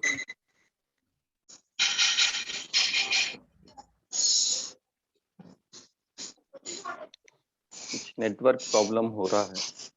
हाँ जी, नमस्कार। हेलो, हाँ जी, फिर से दोहरा दीजिए अपना प्रश्न। जी, वो जय हिंद सभी को। प्रश्न मेरा ये था कि जिस प्रकार से अभी नंदकिशोर जी ने कहा है कि जो हमारी गुरुकुल की पद्धति है, हम जिससे बात कर रहे हैं, तो हम कैसे आगे बढ़ाए या कैसे बच्चों के मन में लेकर आए। जैसे कि आज गूगल पर या मान लीजिए जो जितने भी इंटरनेट के जो माध्यम है, चाहे वो आपका पीडीएफ हो, पीपीटी हो या वीडियो लेक्चर्स है, जिनके माध्यम से अन्य विषय आगे बढ़ रहे हैं, तो क्या इसी प्रकार से हम इस पद्धति को आगे बढ़ा सकते हैं या उसके लिए क्या किया जा सकता है आगे? जैसे क्या होता है कि गूगल अपने हिसाब से लिखता है, जैसे हम जैसे टाइप करेंगे वैसा वो उत्तर देता है, जो हमें लगे वैसा। तो योग्य दिशा वो बता नहीं सकते, यानी विवेक नहीं है। यानी यंत्र हो, गूगल है, उसमें विवेक है। विवेक यानी क्या है? युक्त अयुक्त विचार। वह तो कोई आचार्य ही करवा सकता है। कि कोई योग्य माध्यम से, क्योंकि ये आप देखेंगे वो योग्य ही है अयोग्य है वो तो हम ग्रहण नहीं कर पाएंगे केवल वीडियो को देख के, बच्चों को भी वो समझ नहीं पाएंगे या उनको उसका क्रम भी नहीं निर्धारण कर सकते। इसके साथ साथ हर बच्चे की स्तर की क्षमता अलग अलग है, हर एक का स्तर अलग है, तो एक ही तरीके का वीडियो या एक ही तरीके का लेक्चर हर बच्चे के लिए वो उपयुक्त हो पाएगा ऐसा नहीं है। तो अगर हम युक्त आचार्यों के साथ जब बच्चों का चिंतन करवाएंगे तब वो सही दिशा में आगे बढ़ सकते हैं। और कदाचित बच्चों को, बच्चे हो या कोई भी हो, उनको अगर वो विषय ढंग से नहीं समझ में आएगा तो कदाचित अन्यथा ग्रह भी होने की संभावना है कि उस विषय को ढंग से न समझकर अरे इसमें तो इतने इतने दोष है, परंतु उसको उन्होंने ढंग से जाना ही नहीं। एक बार ऐसी बात मेरे साथ भी हुई थी। किसी एक जगह पर मैं कुछ बात कह रहा था, तब उनको ऐसा लगा कि हमारे शास्त्रों में या हमारे ग्रंथ में समाधान नहीं है उस व्यक्ति को, और बहुत दिनों पश्चात उनकी याद नहीं और उनकी और मेरी संयोग से फिर से मुलाकात हो गई और उन्होंने उस विषय के संबंध में उनको याद भी नहीं कि वो मैं ही हूँ, तो उन्होंने गणित के विषय में था तो इसलिए उन्होंने मुझे पूछा, ऐसे ऐसे कार्यक्रम में एक आचार्य जी ऐसे मिले थे, तब उन्होंने कहा तो ऐसे लगा मुझे उस प्रश्न का समाधान नहीं हो पाया। जब उनके साथ में फेस टू फेस जब चिंतन किया हमने 10 मिनट 15 मिनट, तो उन्होंने सारे विषय को ग्रहण कर लिया और आपने बहुत उत्तमता से समझाया इत्यादि विषय हो गया। वो सब होने के पश्चात फिर उनको मैंने बताया कि उस दिन मैंने ही वो विषय रखा था वहां पर, कदाचित उस समय कदाचित परिस्थिति के कारण आपको ग्रहण, तो ऐसा हो सकता है। तो हर एक व्यक्ति को लेकर जिसको पढ़ना है वो अगर आचार्य के साथ संबद्ध हो जाए तब वो योग्य दिशा में जा सकता है, अन्यथा गूगल के माध्यम से अन्य जगह पर जाने की संभावना अधिक दिखती है। धन्यवाद। नमस्कार सर। हेलो। हाँ जी जी, मैं अनिल वाला कैंट से हूँ। मेरा ये समझना था कि देखिए अगर हम योग के प्रति या गुरुकुल के प्रति बहुत आशावान हैं तो प्रचार भी चाहते हैं, लेकिन हम कोई ऐसी कार्य योजना सारे आचार्य मिलकर बनाते हैं कि इसकी हमारी समाज की भागीदारी है और समाज की भागीदारी कैश के जैसे मैं ये आवाज में बहुत डिस्टरबेंस है ना, ठीक से नहीं आ रहा है या मुझे ही आ रही है आवाज? नहीं, अभी थोड़ा सा कुछ हो गया है, अभी थोड़ा सा कुछ हो गया है, पता नहीं। हाँ जी, अब ठीक आ रही है आवाज?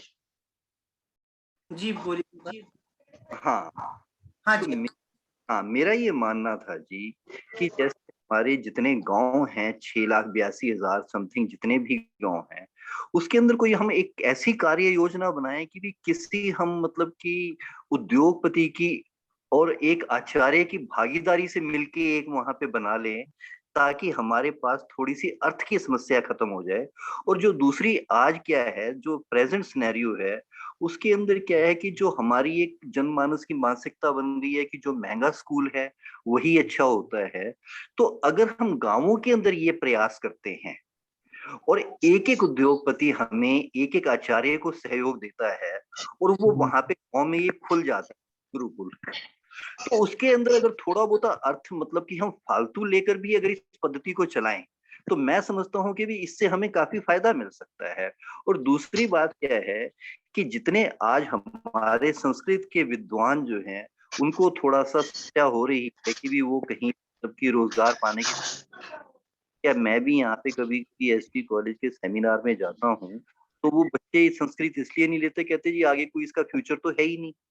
तो अगर ये एक पद्धति और ये मिशन एक दफा चल पड़े तो मैं समझता हूँ कि भी उनकी भी उपयोगिता बहुत बढ़ जाएगी और संस्कृत का प्रचार प्रसार में भी काफी अच्छा इसको मतलब कि भी हमें सपोर्ट मिलेगा। क्या मान? जी आपकी बात सही है, परंतु उसमें क्या होना चाहिए, दो बातें हैं। अर्थ की व्यवस्था तो कदाचित हो ही जाती है, परंतु आचार्य की व्यवस्था होना कदाचित कठिन लगता है। तो इसलिए उसमें एक ही उपाय मुझे लगता है कि नूतन गुरुकुल निर्माण से पहले, जो मेरा मत है, अब आचार्य प्रसिद्ध है, ठीक है, कि भैया ये इस विषय का आचार्य है, तो कुछ बच्चों को जो डेडिकेटेड है, जैसे कि वो जीवन इसमें समर्पित करना चाहते हैं, जब तक अपना जीवन समर्पित नहीं करेगा तब तक उस विद्या का उदय नहीं हो सकता। ठीक है। तो अब हमारे पास आचार्य निर्माण से कार्य करना चाहिए। गुरुकुल तो निर्माण चलेगा ही, उसके साथ में अगर 2 बच्चों को हमने मान लिया कि इस आचार्य के पास उनको रहने की व्यवस्था करवा दे, कि भैया 4 साल 10 साल 5 साल 2 साल के अनुसार आवश्यकता है समय की, उसके अनुसार उसमें आप 4 छात्र जाइए और 4 आचार्य हमारे बन जाएंगे 2 साल। अब वो छात्रों को हम ऐसा चयन करेंगे, अब दिखने में ऐसा लगेगा कि ये दीर्घतम व्यवस्था है, ऐसा कब होगा, कब आचार्य बनेंगे, कब गुरुकुल बनेगा, परंतु ये परमानेंट व्यवस्था है, क्योंकि वो 4 छात्र जो है वो जब अच्छे से विद्वान बनेंगे तो गारंटेड वो हमारे पास अध्यापक के रूप में आजीवन रहेंगे। बिल्कुल। और प्रस्थापित या जो अभी प्रसिद्ध आचार्य है उनके पीछे अगर हम दौड़ेंगे तो वो हर जगह कहाँ पर्याप्त होंगे, है ना? भोपाल में गुरुकुल बनना है तो वहां पर भी वही आचार्य जाए, और वही आचार्य चेन्नई में भी जाए, वही आचार्य पुणे में भी जाए, इसमें एक इसीलिए अगर छात्रों को हम आचार्य के रूप में थोड़े दिन में 4 साल जितने उसकी मेधावी शक्ति है, क्योंकि छात्र की बुद्धि के अनुसार वेग से ग्रंथ अध्ययन हो पाएगा, तब हमारे पूर्ण रूप से अध्यापक बनेंगे, और फिर तब देश में उनको अपने आप में गुरुकुल में हम योजना कर सकते हैं।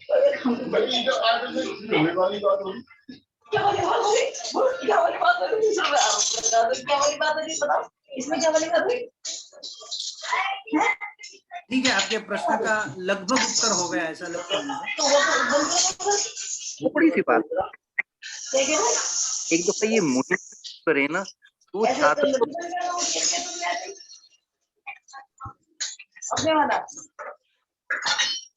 बीच में अलग ही आवाज आ रही है।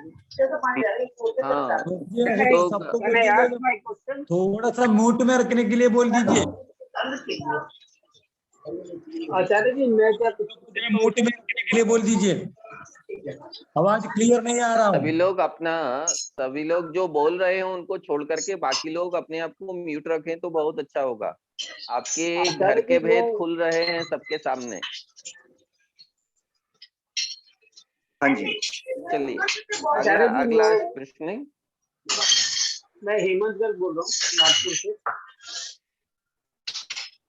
और पहली बार मैं अपना के निमंत्रण के आइटम से जुड़ रहा हूँ। तो ये गुरुकुल पद्धति के बारे में ये डॉक्टर नीलम जैन म्यूट कर ले भैया, डॉक्टर नीलम जैन का सर। डॉक्टर नीलम जैन पुणे से, अपने आप को म्यूट कीजिए प्लीज।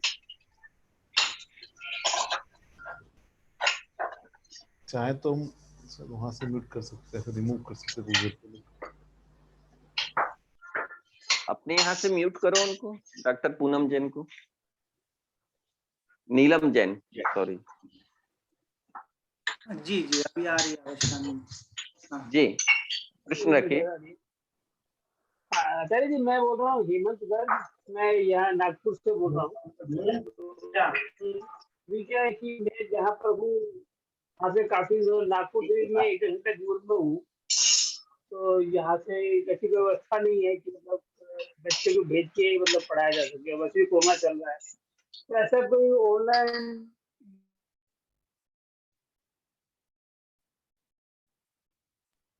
जी आप म्यूट हो गए हो, आप कृपया अनम्यूट करके प्रश्न करिए। हाँ आचार्य जी मैं हेमंत गर्ग बोल रहा हूँ नागपुर से। वैसे मैं दिल्ली का रहने वाला हूँ, लेकिन तो मेरी पोस्टिंग हो गई तो नागपुर के पास हूँ। नागपुर से मैं 100 घंटा दूर ही हूँ। तो अब जितनी भी क्लासेस बच्चों की चल रही है वो ऑनलाइन चल रही है। पहली बार गुरुकुल शिक्षा पद्धति के बारे में सुन रहा हूँ, तो इसके लिए प्रार्थी हूँ। अर्चना मैडम ने मेरे को जोड़ा ग्रुप में।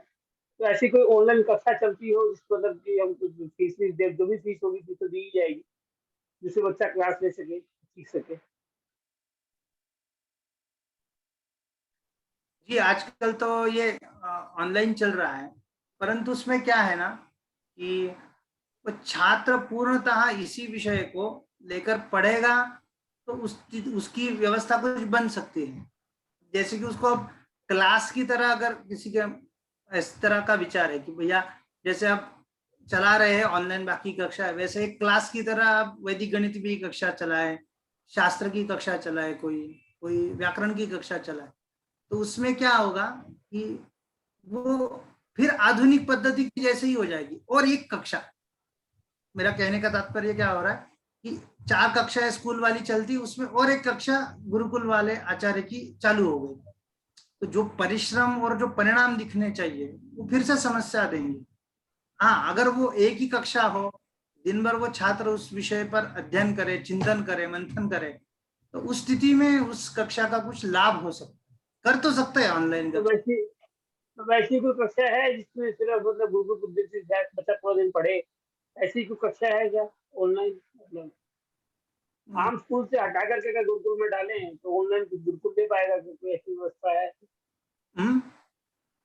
ऑनलाइन गुरुकुल हो, ऑनलाइन गुरुकुल नहीं, अभी तो ऑनलाइन गुरुकुल तो ऐसे कोई है नहीं। जो प्रस्ताव पहले ही गुरुकुल है उनकी कुछ कक्षाएं ऑनलाइन रूप में चल रही है आज ऐसा। हाँ, तो आप कुछ बता पाएंगे क्या उसको? अभी तो मुझे इसमें ऐसा लगता है कि जो यदि नवीन बच्चे ऑनलाइन कक्षा अटेंड करेंगे तो वो समझ नहीं पाएंगे, क्योंकि उनकी कुछ भी भूमिका नहीं बनी हुई होगी। और विषय जो हमारा जो पुरानी प्राचीन शिक्षा पद्धति है उसमें शास्त्र सामने रख करके गुरु के समक्ष बैठ करके जो विद्याध्ययन होता है वो डिजिटल में मुझे लगता है थोड़ा सा संभव नहीं हो पाएगा, और नवीन विद्यार्थियों के लिए तो हो ही नहीं पाएगा।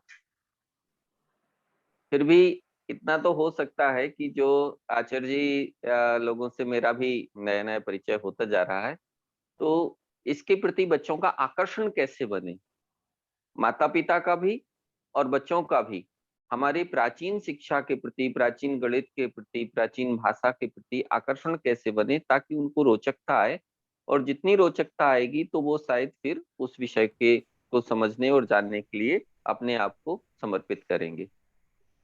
हाँ भैया जी, एक बात कहना चाहूंगा यहाँ पे। जी कि जैसा कि अभी आपने कहा कि हेमंत जी का जो प्रश्न है कि क्या ऐसे ऑनलाइन क्लासेस अवेलेबल है, तो बिल्कुल सही बात है। आजकल बच्चे स्कूल की क्लासेस भी नहीं पढ़ते ऑनलाइन में। हम लोग कैमरा ऑन करते हैं, 40 बच्चे बैठते, बाकी सो जाते हैं, 2 या 3 बच्चे आंसर देते हैं। बड़ा मुश्किल कार्य है वास्तव में। तो इसकी जगह हम ये कर सकते हैं कि ऐसी छोटी छोटी वर्कशॉप जो जैसे आज हम लोगों ने कि सेमिनार रखा है, वेबिनार रखा है बड़े लोगों के लिए, पेरेंट्स के लिए, ऐसा हम किसी 6 से लेके 8 तक के बच्चों के लिए छोटा सा वेबिनार 15-20 मिनट का, 25 मिनट का, छोटे छोटे प्रश्न उसके अंदर हो, उनको समझाया जाए कि जैसे अभी भैया जी ने या गुरु जी ने बताया कि a+b का होल स्क्वायर कैसा होता है, इसे एक वर्कशीट बना के PDF के माध्यम से और 10 से 15 क्वेश्चन सॉल्व कराए तो उनका ऑटोमेटिक इंटरेस्ट जगेगा, मुझे लगता है। फिर धीरे धीरे वो ऑटोमेटिक बच्चे अप्रोच करना चाहेंगे। देखिए, मुझे तो वेबिनार का परिणाम फल जो है मिलने लगा है। जी। क्योंकि कम से कम आप जैसे लोगों की सोच बनना शुरू हो गई है हाँ, कि हमें इस विषय पर अपने बच्चों को पारंगत करना चाहिए। सबसे बड़ी तो बात तो ये हम भी भी हो सोचने लगे। जाएगा। सही बात है भैया जी, हम लोग सोचने लगे, बड़ी बात है। हाँ, सुना इतना। जी ये भी बहुत जल्दी हो जाएगा। और आपको मैं एक बात बताना चाहूंगा, हमारे मेहुल आचार्य जी, हमारे अभी तेजस कुलकर्णी जी जैसे बहुत सारे लोग रात दिन सतत मेहनत कर रहे हैं जो इस गुरुकुल शिक्षा पद्धति को प्रतिस्थापित करने के लिए। आने वाला समय हमारा अपना ही है। आने वाले समय में ये सब कुछ, क्योंकि रेत के महल ज्यादा दिन नहीं खड़े रह सकते, एक हवा के झोंके में ढह जाते हैं, और ये हवा का झोंका आ चुका है। तो हम लोग बिल्कुल सब लोग मजबूती के साथ मानसिक रूप से तैयार रहें कि हमें आने वाली पीढ़ियों को अपना ही ज्ञान देना है। हमें अब वो अंग्रेजों का ज्ञान खत्म कर देना। चलिए, और भी किसी का कोई प्रश्न? मैं कुछ बोलना चाहता था। हाँ सचिन भाई, मैं कह रहा था कि इस विषय को आगे बढ़ाना, जैसे गुरुकुल को आगे बढ़ाना है, लेकिन इसमें कहीं अपन लेट हो रहे हैं। या जैसे मेरा बेटा है, ये 13 साल का हो गया, तो अब कैसे उसको इस पद्धति में इसके ऐसे संस्कार अब कैसे डाला जाए? हमें अब क्या आगे प्रिपेयर करना अपने आप को कि हमको इसी गुरुकुल से जुड़ना है? अब कैसे हो पाएगा? मतलब हमें अब क्या करना चाहिए कि हम अपने बच्चों को अब उस पद्धति से जुड़े और कैसे? जी आचार्य जी।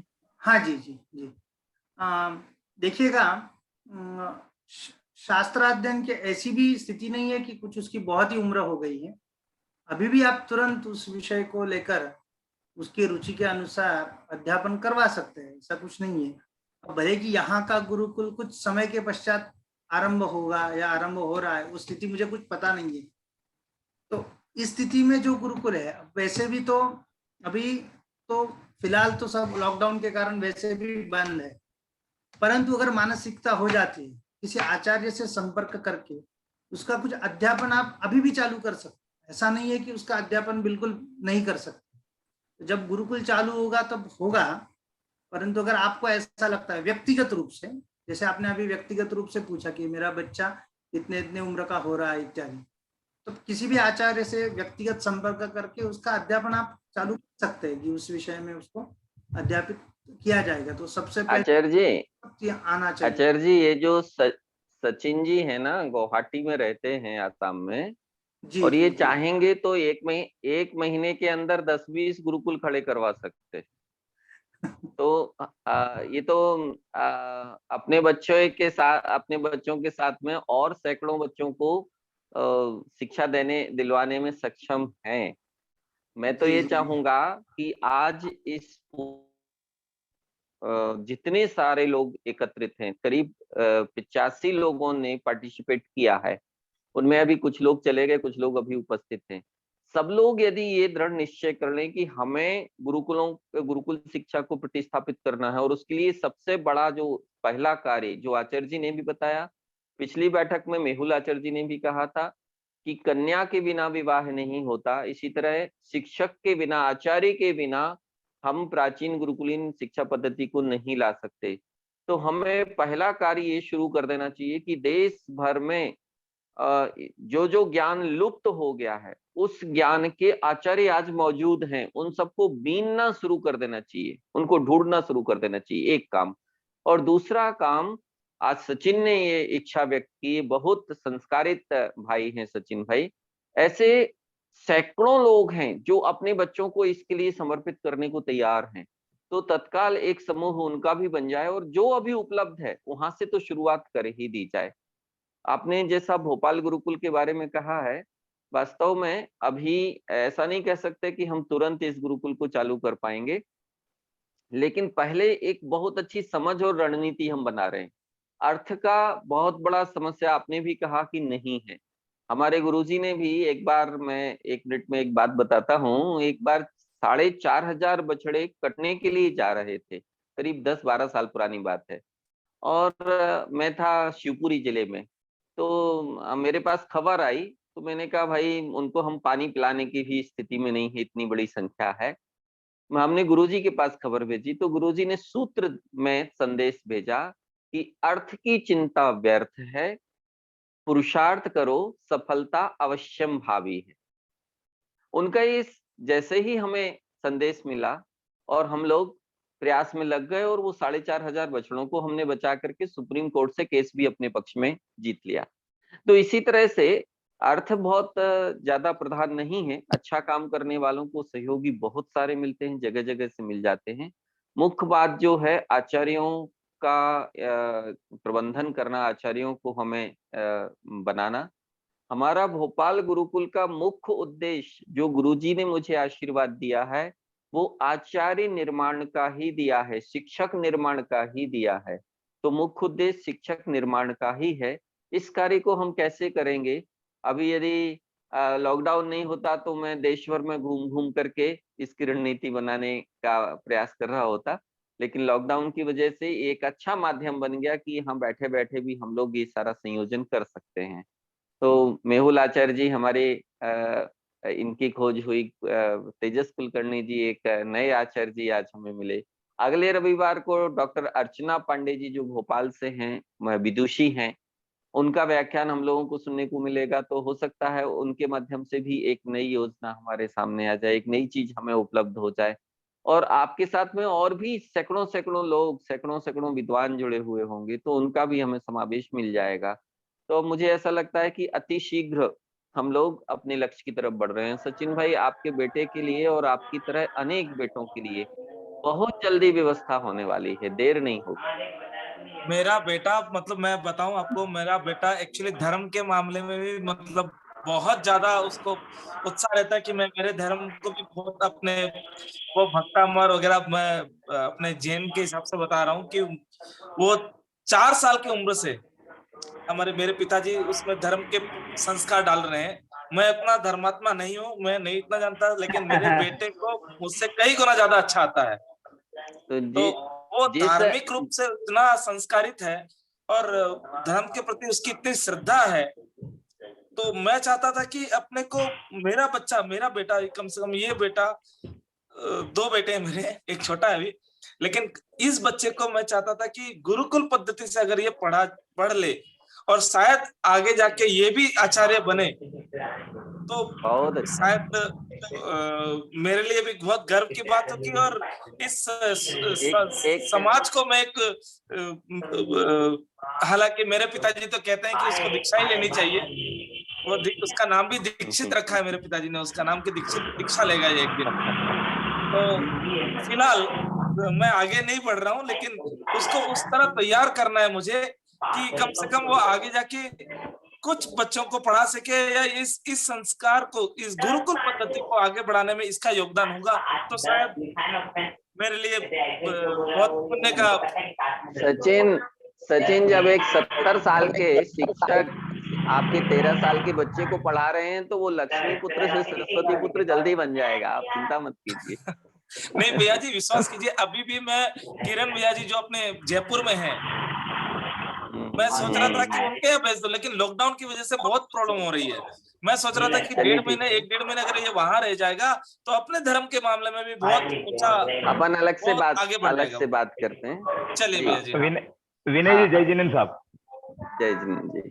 जय जिनेन्द्र। मैं बोल रहा था कि अभी तक की जो वार्तालाप से मेरे को पता लगा, उसमें ऐसा लगता है कि अर्थ की समस्या इतनी बड़ी समस्या नहीं है, क्योंकि हमारे सचिन जैसे बहुत दानवीर है जो कि वो खड़ा कर देंगे। पर यहाँ और पाटोदी जी जैसे भी हैं, अभय पाटोदी जी जैसे भी हैं। अरे नहीं, तो जो समस्या मेन वो है आचार्य की।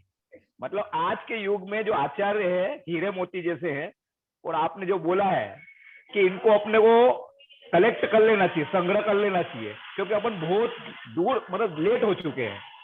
तो आज सबसे ज्यादा तीव्र गति से जो काम करना है वो आचार्य को संग्रह करने का है। और जैसे इनने बोला अपने बच्चे को दीक्षित करने का, तो हमारे गुरु जी आजकल बोलते हैं कि सबको दीक्षित करने की बजाय ये सेवा में भी लगना चाहिए सभी को। ये बहुत बड़ी सेवा है। सब दीक्षित हो जाएंगे तो स्वयं का कल्याण कर लेंगे, पर उनको जो समझना, उच्च मार्ग को समझने वाले व्यक्ति भी होना चाहिए। तो आपके जो बातों से मेरे को लगा कि आचार्य सबसे बड़ी चीज है। हाँ, राष्ट्र दीक्षा लेनी चाहिए अब। हाँ, राष्ट्र दीक्षा लेना चाहिए। चलिए, और किसी का कोई प्रश्न हो? हाँ भैया जी। हाँ जी।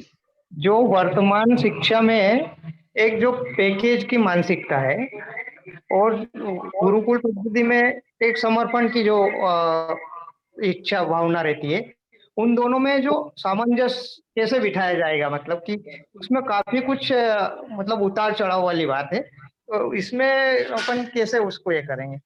आचार्य जी बताएंगे।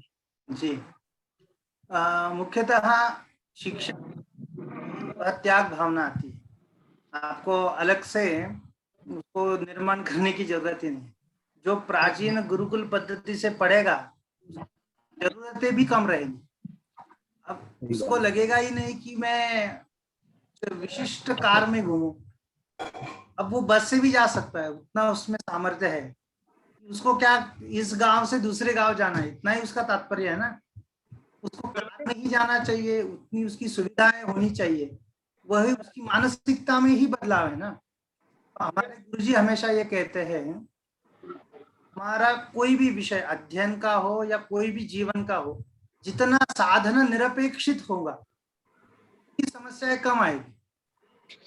अगर साधन सापेक्ष बन जाएंगे हम, ये साधन चाहिए, वो साधन चाहिए, ये चाहिए, तब वो नहीं है इसलिए दुखी होंगे।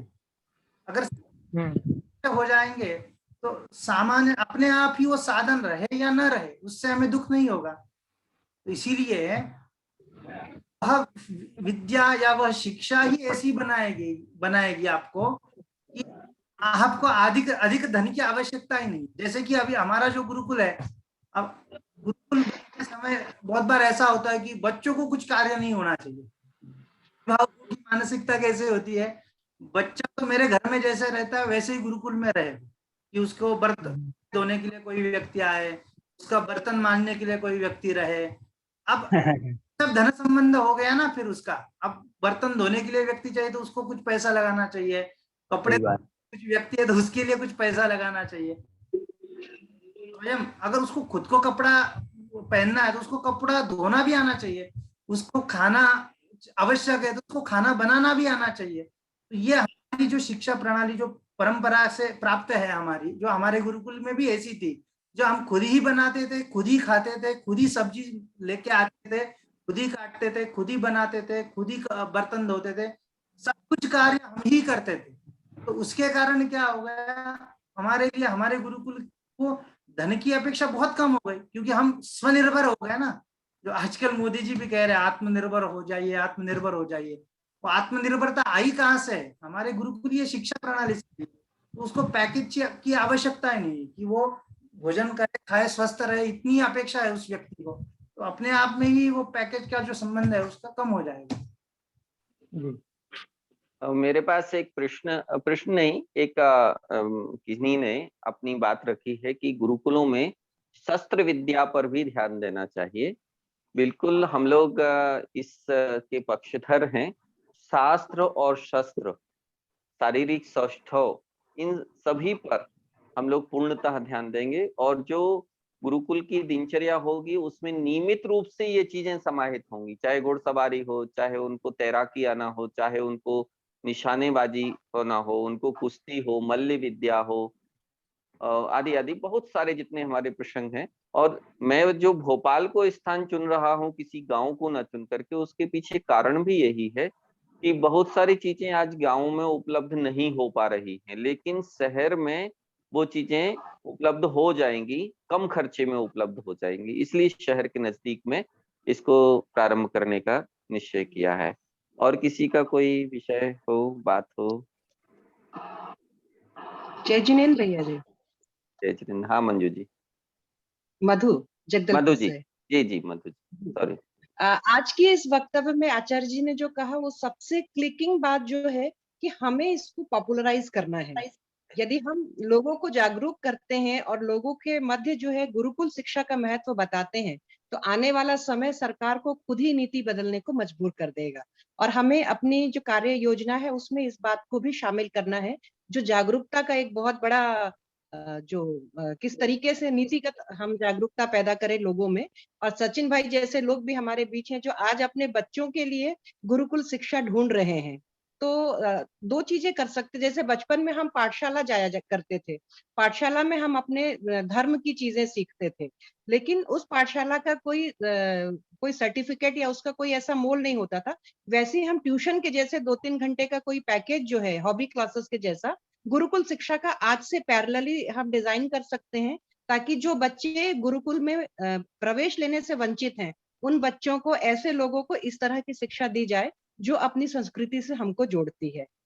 बस इतना ही कहना चाहूंगी मैं। और बहुत अच्छा लगा आज का भी व्याख्यान और आपका प्रयास कि लोगों को शामिल करके आप एक विचार को देना चाह रहे हैं, ये बहुत ही अच्छा। मैं आप सबको एक बात और बता दूं, मेरे पिताजी गुरुकुल में पढ़े हुए थे बचपन में, क्लास 10 तक बता दूं आपको। वो जंगल में पढ़ते थे, वहां सांप बिच्छू सब आते थे, और उनके मुकाबले मैं आज जीरो हूं।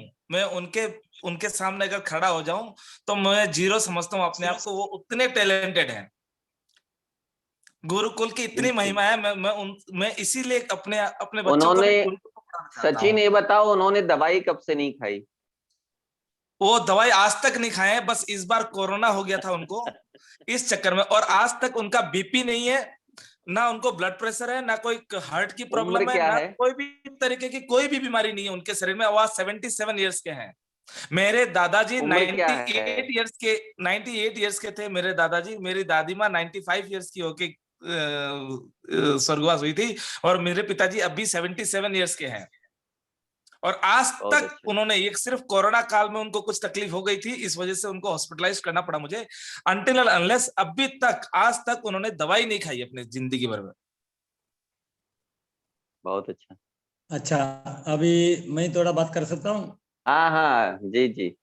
मैं केरल का हूँ, मेरा नाम मोहन वैद्या, और ये सचिन भाई का जो बात सुन के एक बात रखने के लिए मैं कहता है, मेरा हिंदी में थोड़ा प्रॉब्लम होगा, आप लोग का हिंदी बोलने को मेरे को नहीं आता। कोई इशू नहीं है सर, कोई इशू नहीं है। नहीं तो दोबारा एक बार पूछ लीजिए। आप बोलिए। अच्छा। जो तरह से जो जीते, ये गुरुकुल का पास जो आने के लिए जो बच्चों को ढूंढने का जरूरत नहीं है।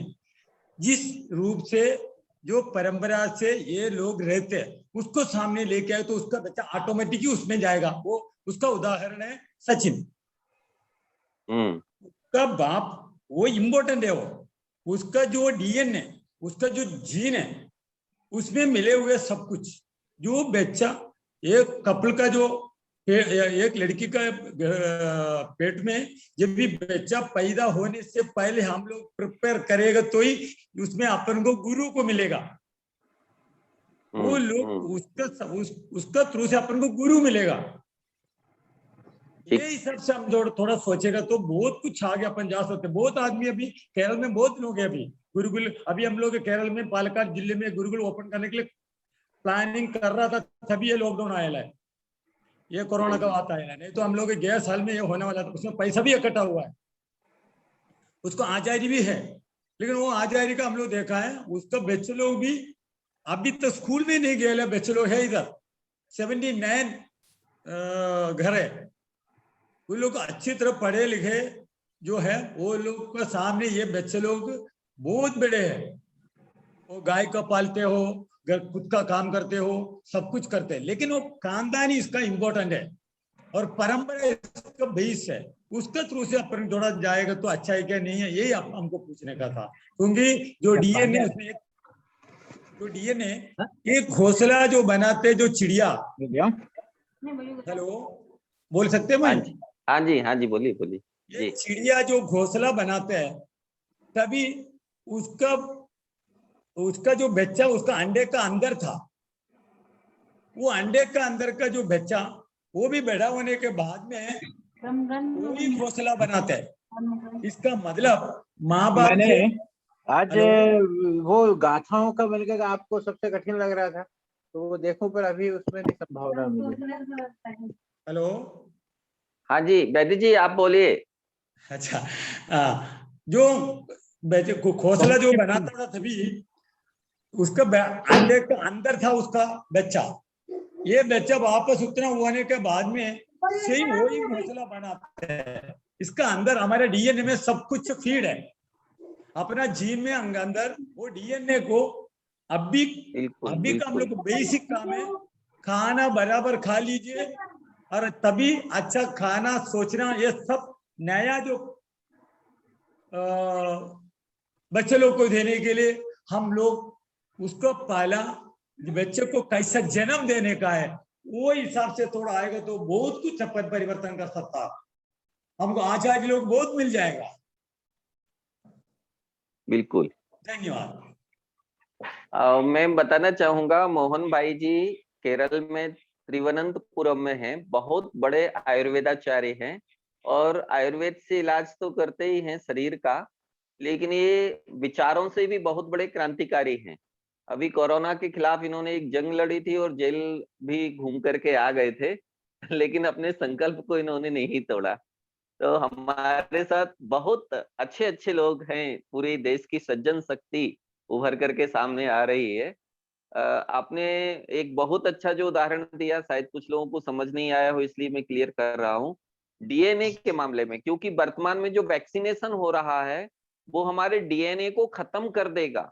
ये आप मान करके चलिए, ये बिल्कुल साइंटिस्ट इस बात को कह रहे हैं कि वैक्सीनेशन डीएनए को खत्म कर देगा।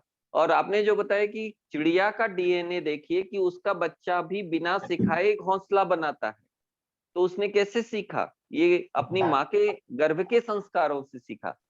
इसी तरह से हमारा जो डीएनए है यदि वो खत्म हो गया तो फिर ये प्राचीन गुरुकुलीन शिक्षा और ये सारी चीजें कोने में पड़ी रह जाएंगी। हमारे बच्चे सब माइकल जैक्सन बनने के बारे में ही सोचेंगे और वही बनेंगे। चलिए, और किसी का कोई प्रश्न हो, अन्यथा हम इस आज की सभा को समाप्त घोषित करें। और कोई अपनी बात रखना चाहते हो? जी, जय गुरुदेव। मैं कुछ कहना चाह रहा हूँ जी।